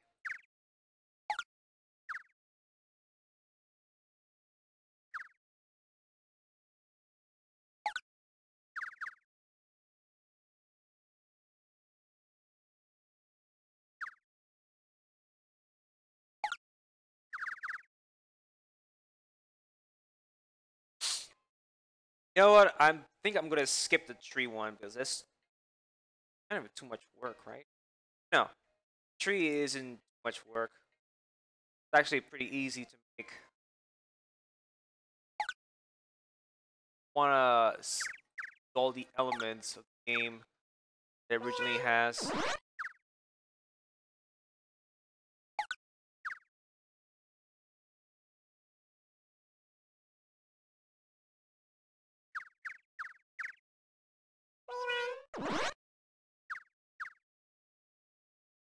We're almost done with the background, by the way, guys. So I'm getting there. I'm getting there.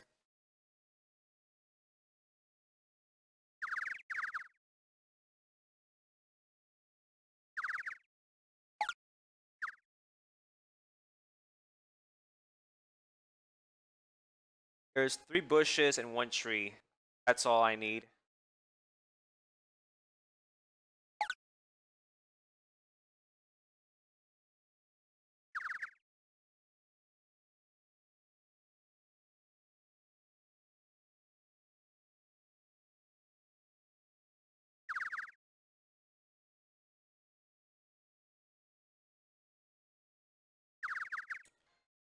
Oh, supposed to be sitting on the edges.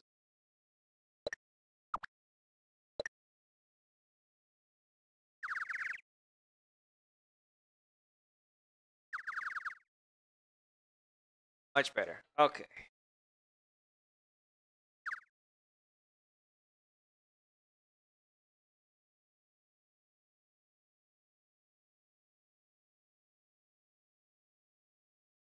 Ahead of myself. I'm gonna actually. My eyes are like literally failing on me. I mean, seriously, I track here. Add this.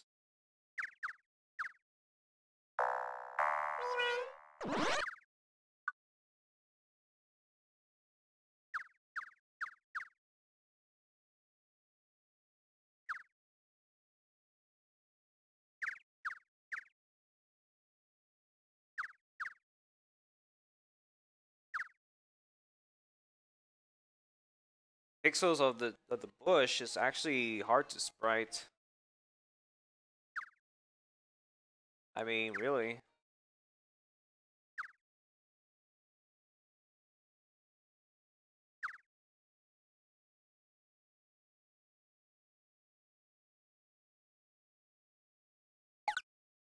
Going back to the one here. I just add this.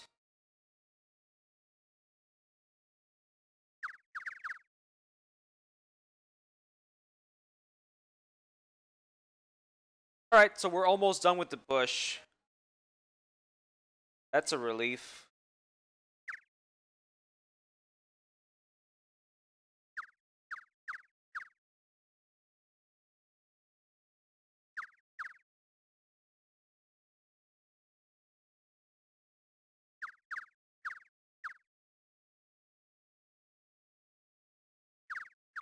Actually, complicated to make.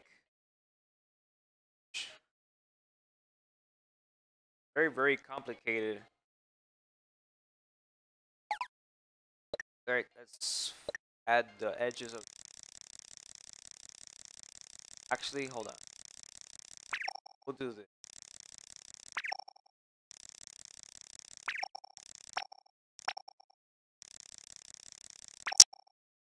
Right.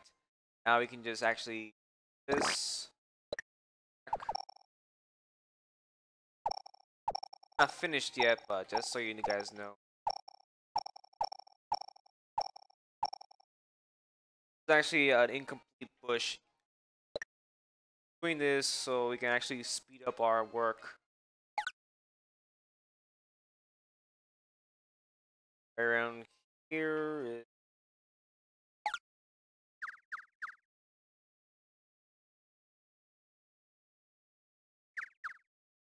L dot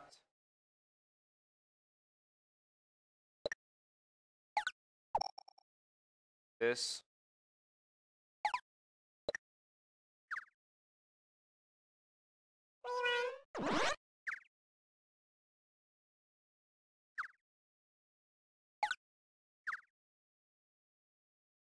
Oh no.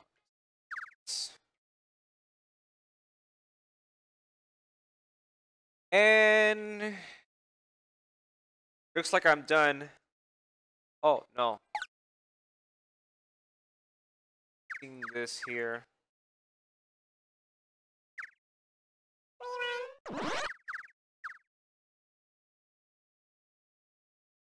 Now it actually looks nice.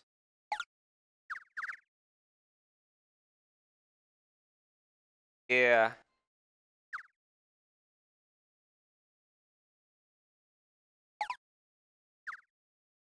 And so guys, we got ourselves a bush. This is what the bush actually looks like in Kid Icarus. We'll copy this and then add 2 more of those on the other side. And the tree one is quick because it uses the bush also as a tree at the very top.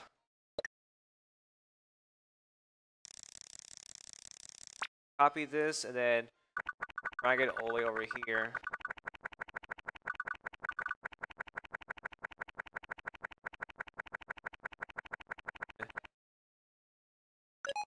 around here. Looks like I forgot the black one.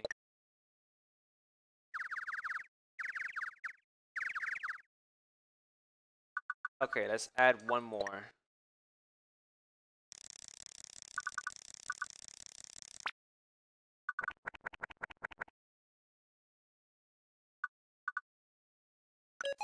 Perfect.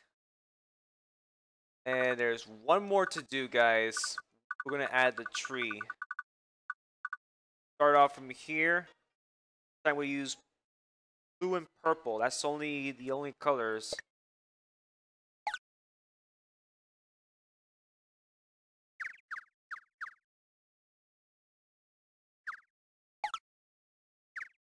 And we can actually copy it as well because it takes too much effort.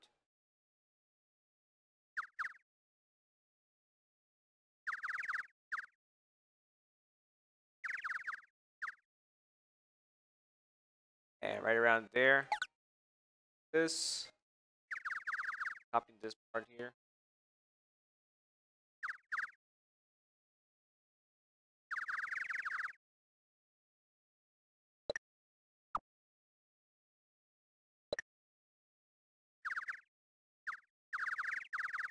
Okay, got that tree part. Now we can just copy it and paste it to another, which means we need like around five barks of the tree.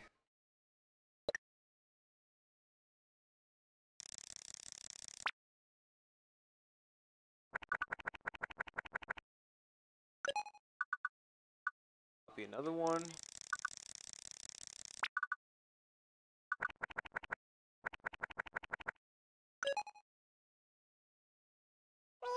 A little too high.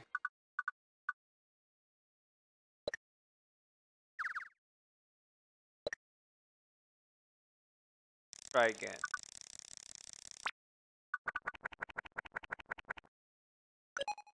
Now one more.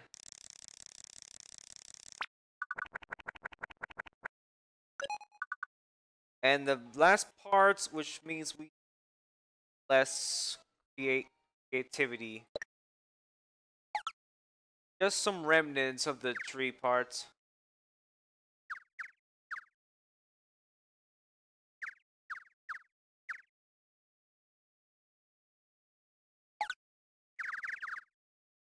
That's it.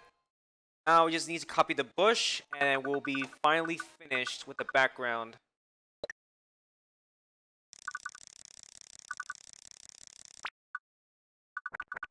Now let's bring it all the way up here. Like around here. Yeah. Actually, hold on.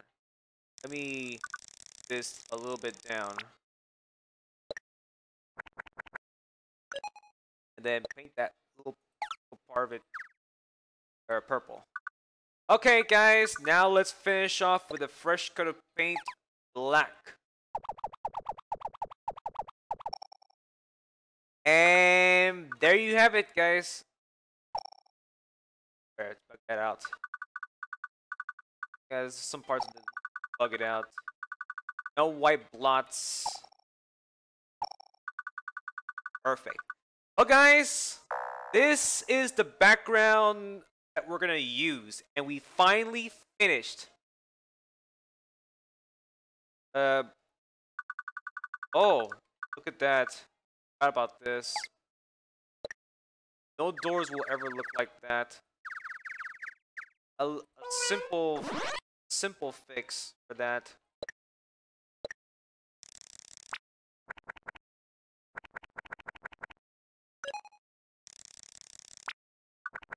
Just a simple fix.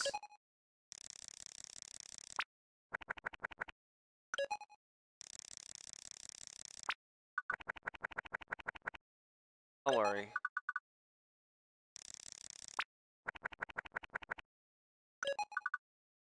And the parts of the door here is actually nothing. Okay. Well, guys, here it is. It's finished. We finally finished. Now we can finally put together the game. and publish it.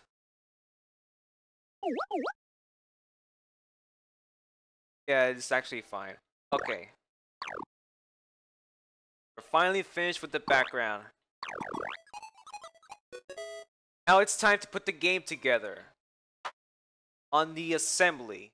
This is where we put our actors and stuff together to finally make the greatest microgame ever. So what we're using is don't miss. That's the command here, so let's make it don't miss.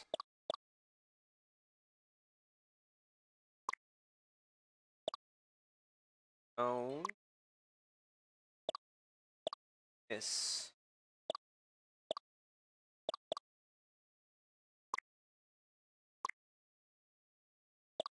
There we go. Now we can go ahead and get started. This is where you put together all the stuff after you made pictures, arts about actors, and the background of it. So, what I wanted to start off with, let's just make a Pit first. That way he shines.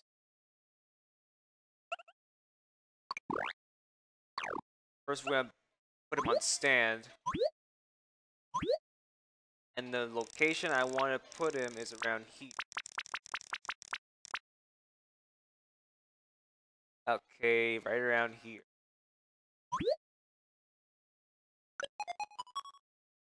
We'll leave him alone for now. Next, I want to add the jar.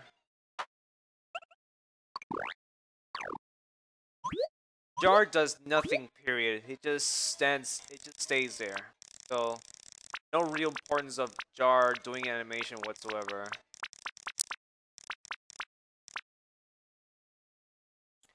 Right around here.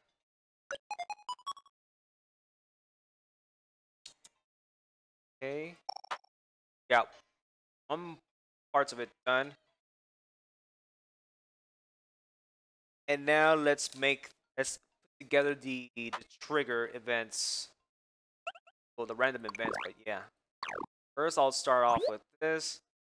Location, point. Let's just leave it there for now. For reference. Add number 2. We're going to attach it to number 1. Attach it to number 1.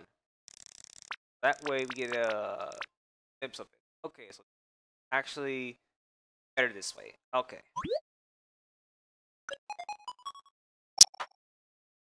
We're gonna do the same thing. Number 3.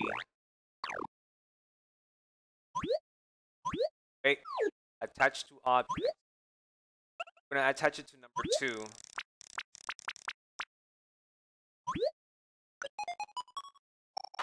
Do the same thing for number 4.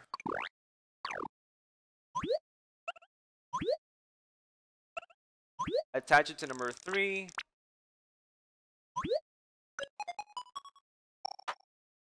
Make sure they don't overlap each other, by as in at least like around here where you can place your block objects.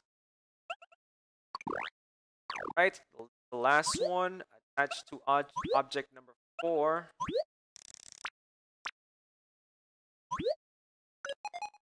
Alright. Okay, this is what we got so far. 1, 2, 3, 4, 5. Now, when I turn this on, there's like switches. They're normally turned off. That's the start of the microgame. Okay. So, in order for them to trigger them on, we want the dot to randomly place in different objects every start of the game. So, what we're gonna do is we're gonna add this. This is just to give you the glimpse idea. Location, area, and anywhere. So, we're gonna use this reference. Alright. See, normally I should be able to see where I can put it, so here's the easy fix for that. Let's get back for real quick. There's one thing I haven't explained to you guys about. Let me see. The placing order. See if I remember where it is. On object. No, that's not it.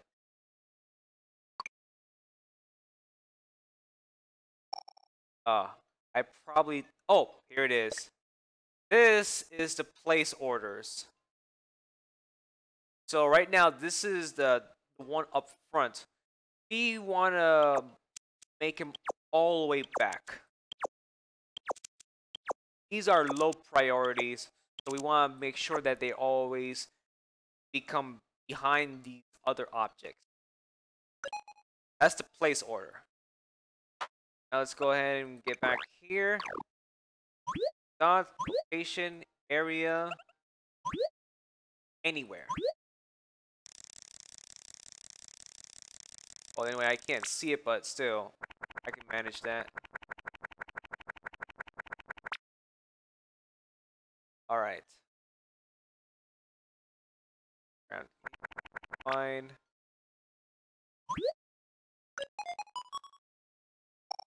Alright, so the dot is randomly placed within the box. That way it will randomly spawn in any direction, in any parts of it while inside the box. That's what we want it to do. In this case, the switches on these numbers. So, for example, what we're going to do is we're going to go here and contact by the dot object. Overlap by another object, which is this. When that happens, it turns on. We want to do the same thing for 1, 2, 3, and 4, 5. So let's do that. Contact. Overlap by another object. In this case, the dot. Make sure it turns on when that happens. Same thing. Contact. Overlap by another object.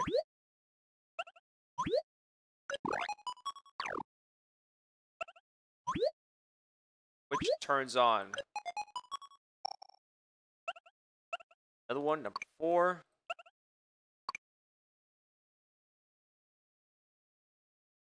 Contact. Overlap. Another object. In case the dot. Which turns on. And the last one, number 5.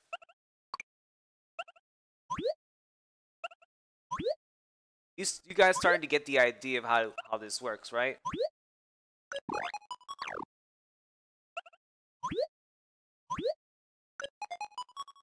Alright, now for a little preview. One of the switches will turn on, so let's see which switch will turn on.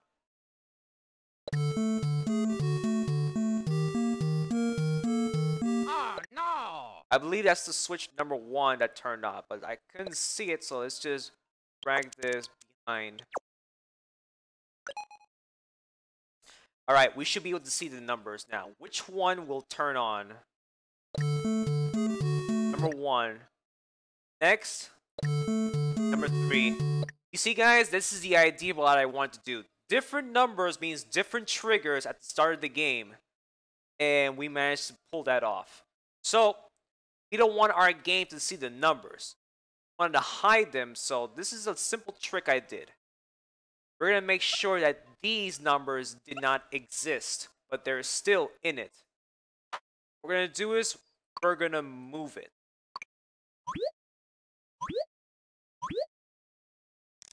Don't worry, the objects are attached, so they move the same. We're going to put it down here. Number 1, 2, 3, 4, 5 are invisible down here. But we have to do the same thing to the dots. So let's move this as well. Location, area, anywhere. Let's see, right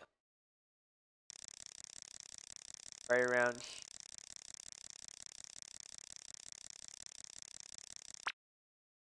This is where they are, the numbers. Alright, so this is perfect. And now, time to make with the magic. Now, in order to win this game, you have to defeat the monsters. So we'll cover the win condition later on. And now, we're going to start making magic with the monsters. So the first one I wanted to do is make Pit fire his arrow. For one priority. So, let's add the arrow. Make sure it stays away from the screen. We're gonna set it to stale right now. All the way over here. Now, back to Pit. We're gonna start adding commands for him. The simple thing to shoot arrows is by tapping the screen. You don't have to tap his character just to shoot arrows. You just have to tap anywhere on the screen and the arrow shoots. Let's do that. Okay.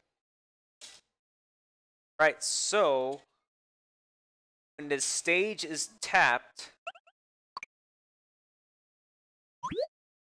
anywhere on stage, add the trigger and make sure it's turned off. Oh, he's off. Now we have to apply the action. We have to turn Pit on.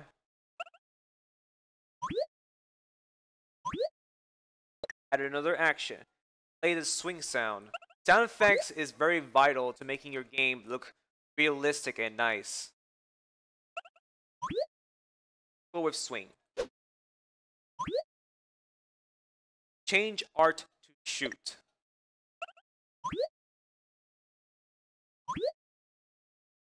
Which means this is exactly the one. And what's the speed that I set to? Yes.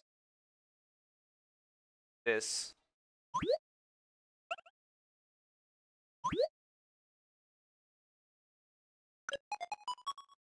Okay. That's done. Now we're gonna go back here when art is set to shoot.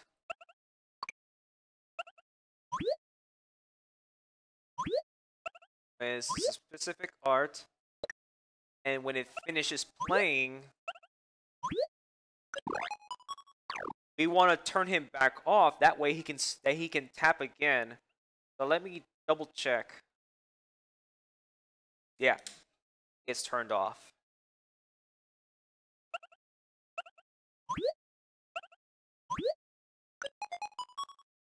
Now let's have a little test.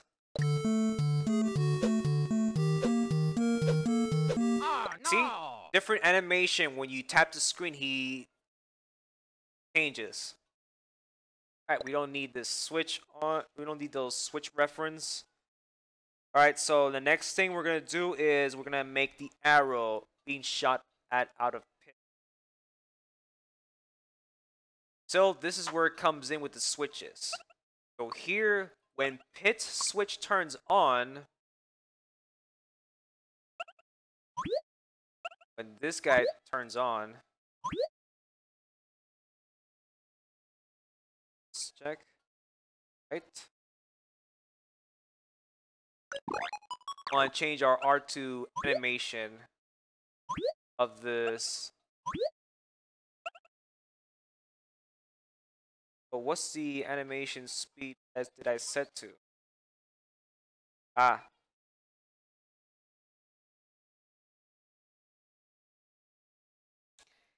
And we want to make sure that the arrow appears, so what we're going to do is we're going to change location. Jump to Well, another object. And we want to get to the where the goal right here. Right around here.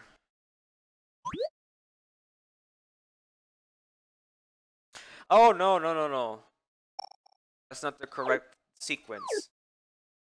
Location. Point.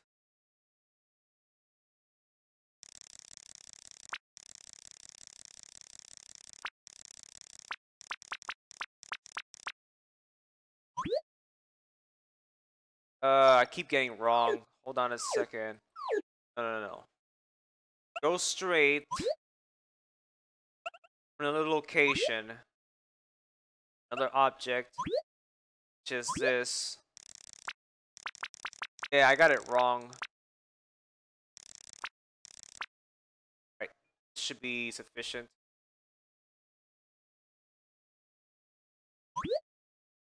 Specific direction, which is east. This should be on set to normal speed, right?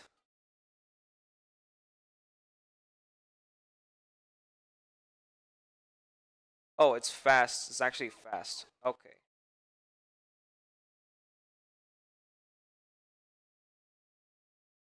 I got it now.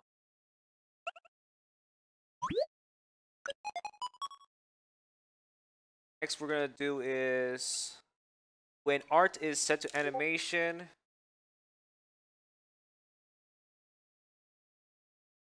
Right. Art is set to animation.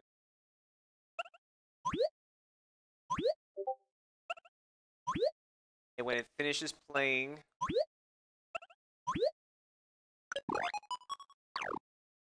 jump jump back away from it. Let's see. Travel, jump to location. Right. And then change the art back to stale.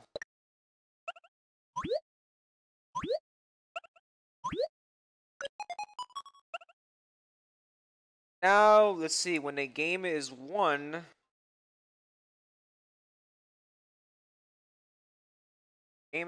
jump to, yeah, jump to the same location.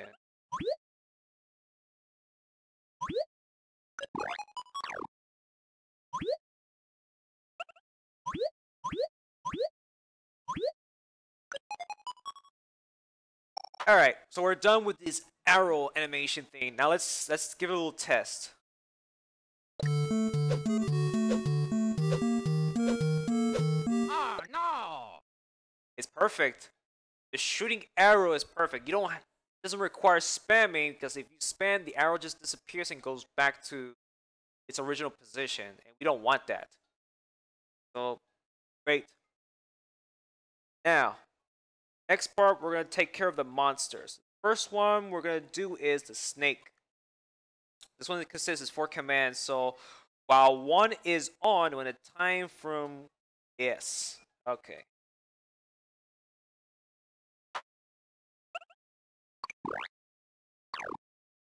This did I set this to? Ah, the animation loops. Okay, perfect. We'll make him non-existent.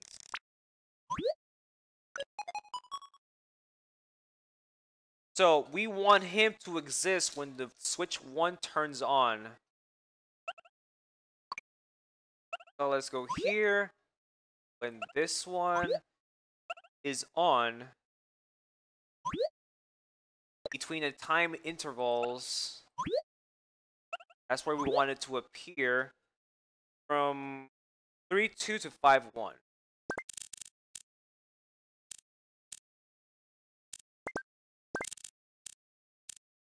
5-1. Okay.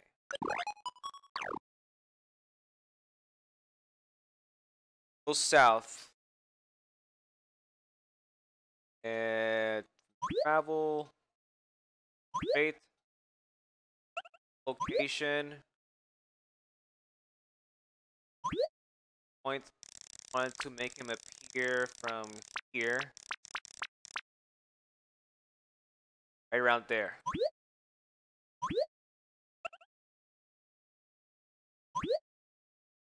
This speed is actually nice.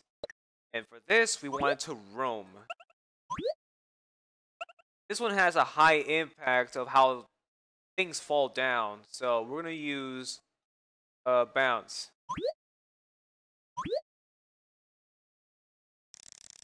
Like around here.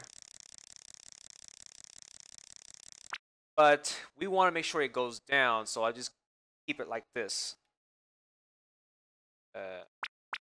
Around here.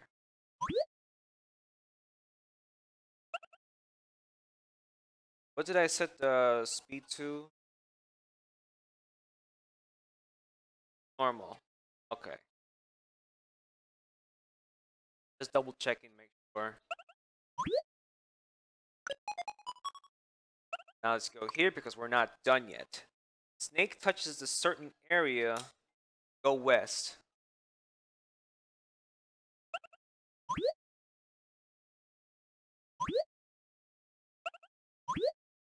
This to be exact. Want him to touch around here.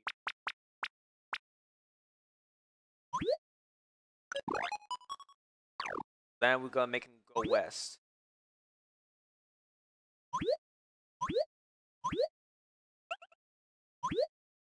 This time we'll be slow, right? Did I make him slow?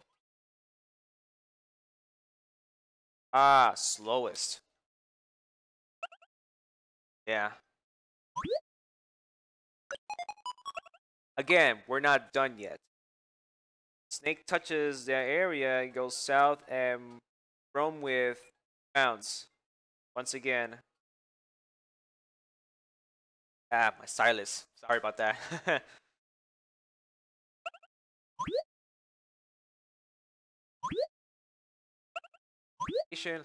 Like around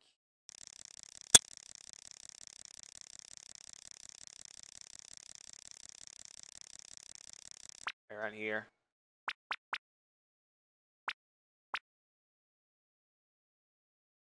Alright, so this is actually perfect. Right around here. Now you should travel south once again.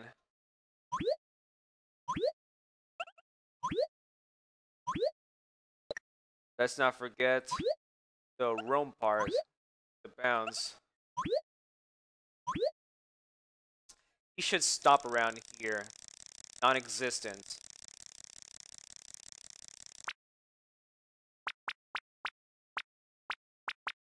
Right around here. Okay. Let's see how it goes so far. Let's hope one of the switches lands on the number 1. Oh. Oh.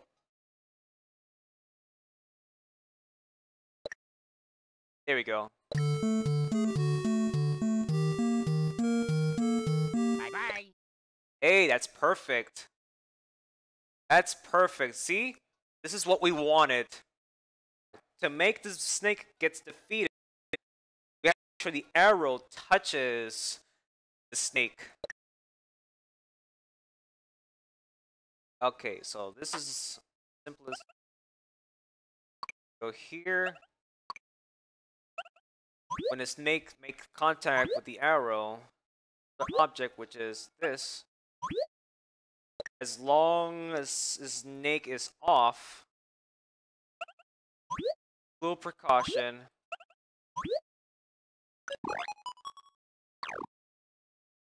And let's see.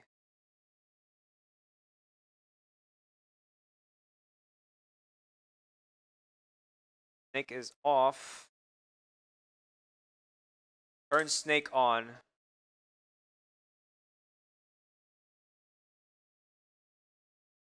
Oh boy. It's like my stream is getting knocked off. Sorry about that, guys.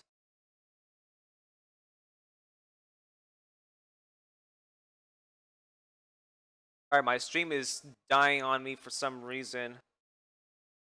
Okay. Turn the snake on. Change art to defeat.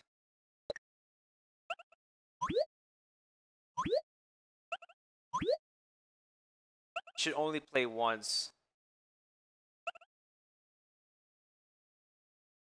Should be nice. Okay. Stop traveling.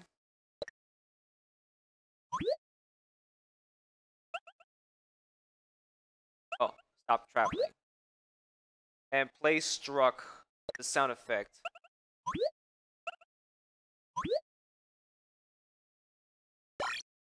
There we go.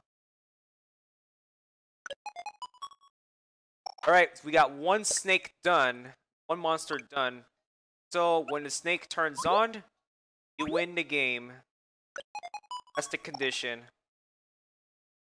Now let's see if we can make happen. Okay, here we go.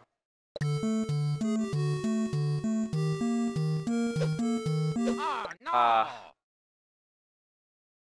Maybe the falling part is too fast. Shorten the fall speed.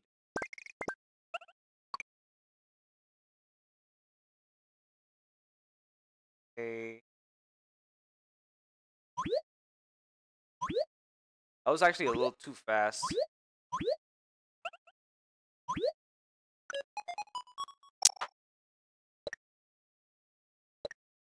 Find the dot. Lands on the 1. I want to see if I can land the dot on the 1. Nope, that's not it. There we go. Okay. There we go. That's how it's done. All right, so we're done with the snake. Let's go ahead and do this. This one just comes out of the locations from the floor. Okay, so let's go here. We're gonna use this. Set art to stale.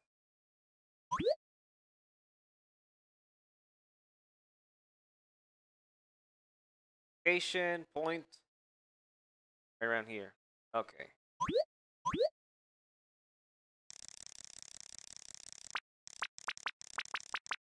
Right around here.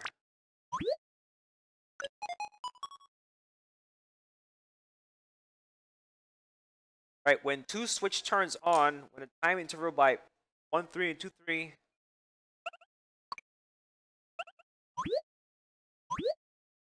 Oh no, wait. How about this? Switch is on during the time interval from 1, 3 to 2, 3.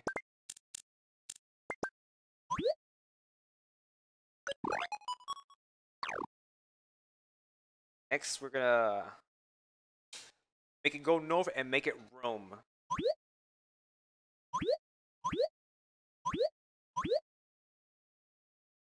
But what's the speed? Fast.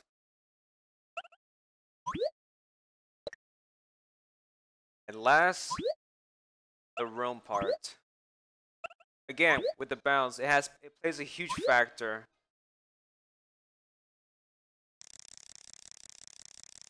Right around here.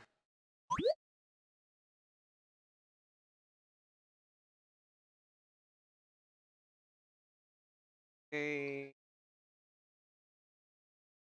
Give me a second, guys. Let's see what I set to. Slowest. Excellent.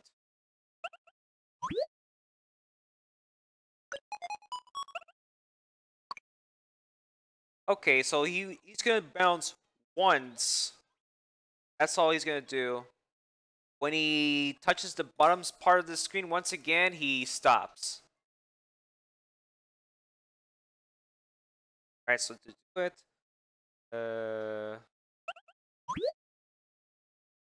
touch another location. Bottom side here, stops. I might have to bring him up just a bit so it doesn't stay down there. I may have forgotten to move him up.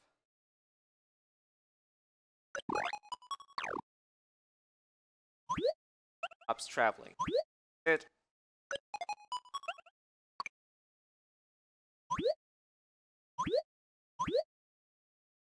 Let's just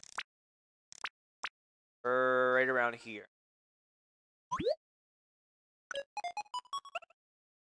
Now, when it makes contact with the arrow, dies. In other words, defeated. As long as the creature is off. Right? Maybe I was wrong. Yeah, when the monster switches off. Turn on the switch. Also change art to this.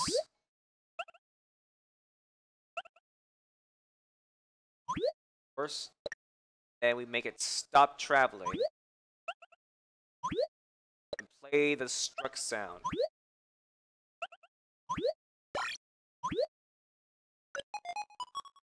And we're done with this monster, so let's go back to win condition and make sure this turns on.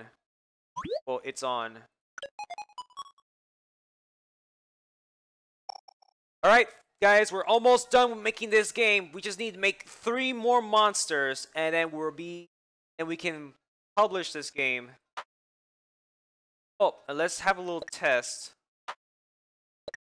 on the second part of the switch. Oh, that's the third one. Oh, third one also. There it is, third one.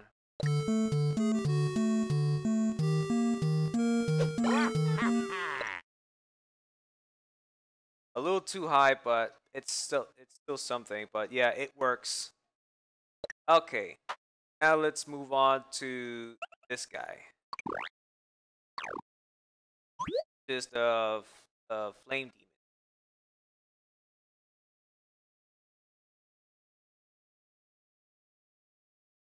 Okay, set animation, play once.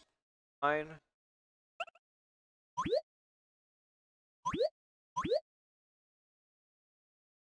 Alright, we're gonna bring him over here.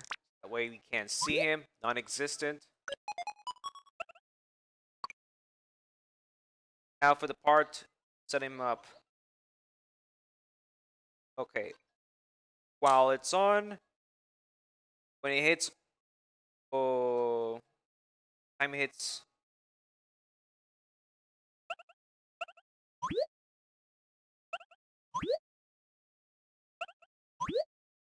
All 3 switches on. The time is exactly this.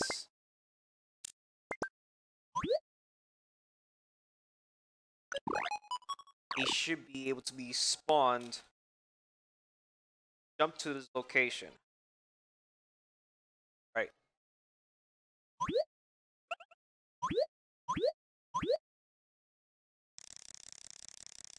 It should make his appearance.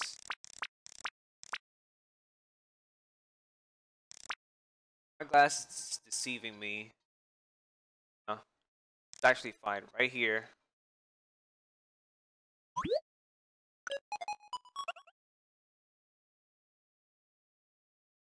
So there are 3 different animations. We need to cycle them all at once. So this should be no problem. Right, when the current art, this one, finishes playing, change to this art.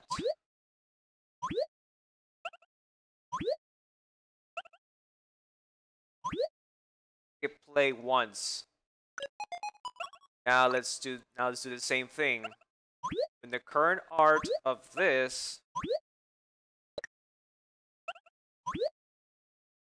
finishes playing, change the next art.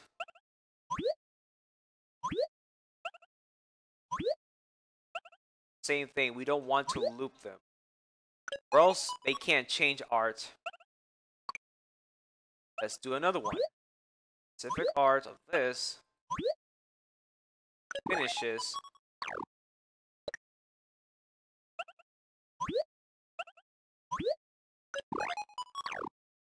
change it back to the start. This. Make sure not to... Alright, that's all we need to do. So, next part is when it makes contact with the arrow, it dies. As long as this switch is off, monster. Turn it on. Change art. Defeat.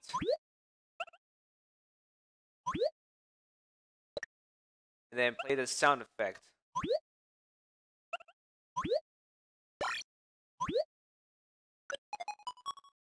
I think I got everything memorized. Okay, so... right here. This monster is on. Now let's test it out. Oh, good. It's on number 3. Okay. There we go. You have to make him up so you can actually fire it and make the arrow land on him. If he misses, you can still try again because he's gonna go down. So it worked out pretty well. Now let's make the 4th monster. We're almost done, guys. I promise you, we're almost done. This is next.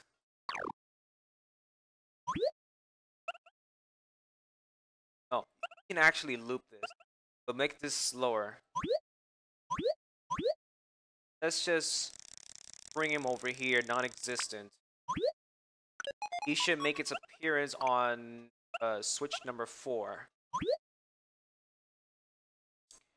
When this is on,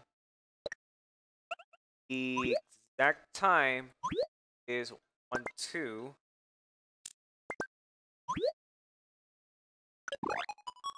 He should jump to the location.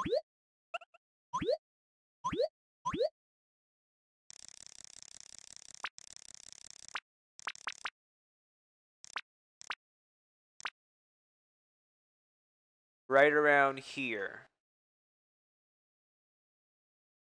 Yeah, right around here is perfect.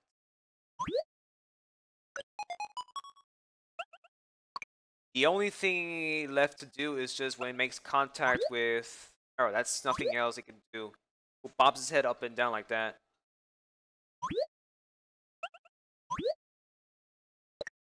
Make sure the monster switch is off. So they have to meet the requirements in order to make it happen. Turn on the switch.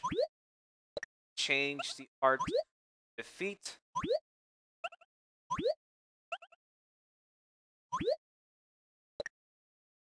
And then play the sound effect.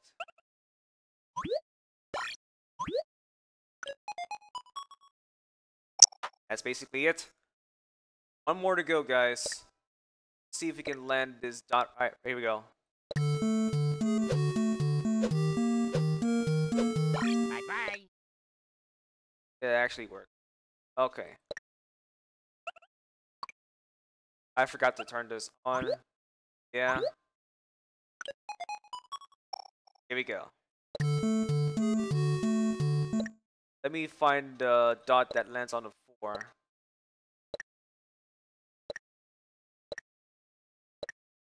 There, come on. There we go.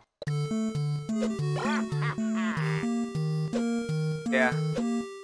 Got it. Alright, we finished 4 monsters. We're just 1 monster away, guys. Let's make this happen. This comes from the ceiling. I think this one uses the area. Yeah, it does.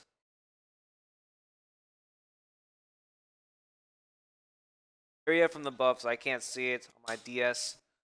But yeah. We're gonna use area around here. Make sure it doesn't get too close to it around here.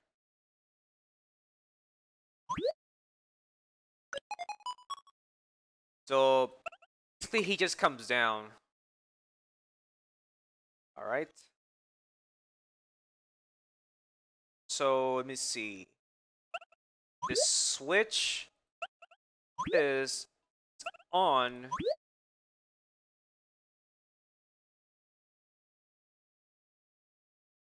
from 3-1 to 5-1.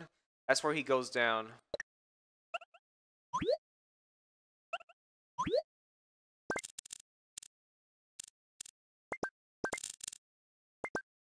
Right around here. He just goes south.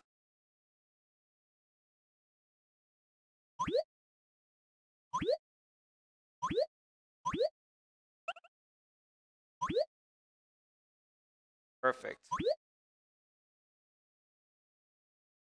That's basically it. Now, the last thing to add is contact by another object, which is arrow. As long as the monster switches off, will rock technically. Turn it on. Make sure it stops traveling. Change R to defeat.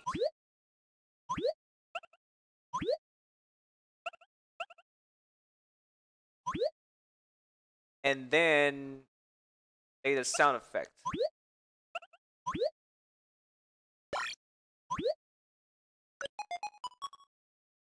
And guys, one more. Hold on.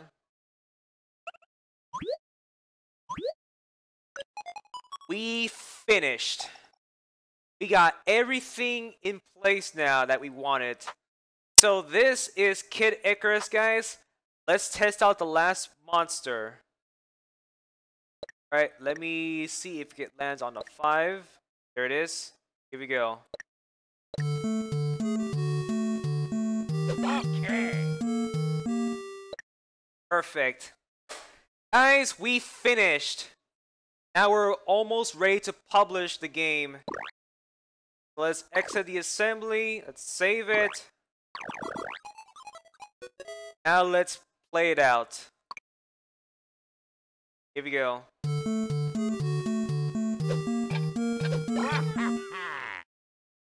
Now it gets faster, just a little test it. Gotcha.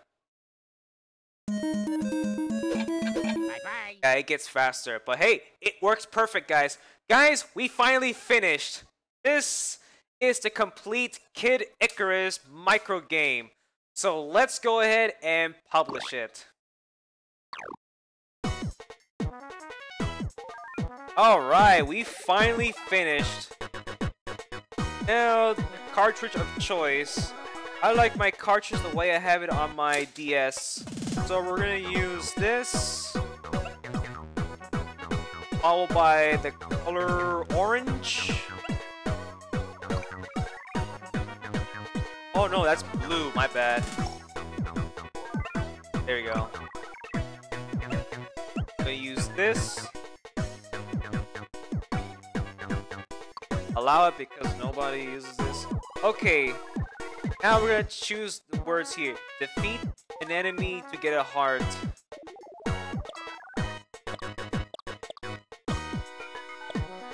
Defeat an enemy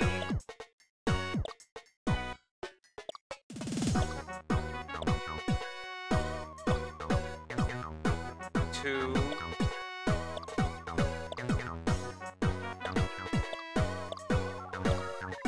get a heart.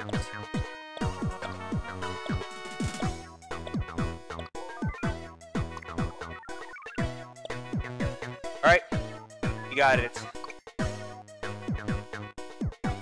I like to put it here, separate from the other ones. This is our first microgame we made last week, and now we got our new one here. We finished, guys! We finished!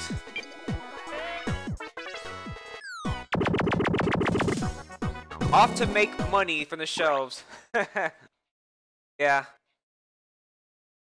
So afterwards, once you finish making, your data gets deleted. So that's it. We're finished. We finally make a decent micro game, guys. And we don't have enough time to make a record, unfortunately. I have to change the title of it later. Yeah.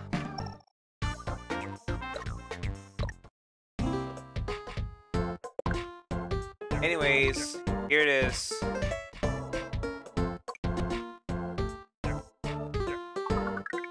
And here's our game that we finished making. So let's play it. Hey, commentator man, you missed everything. Oh, I missed.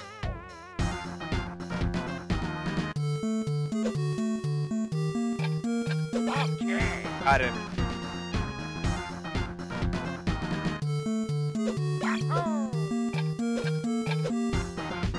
You know, you finish, win the game, you still can actually shoot arrows, but yeah.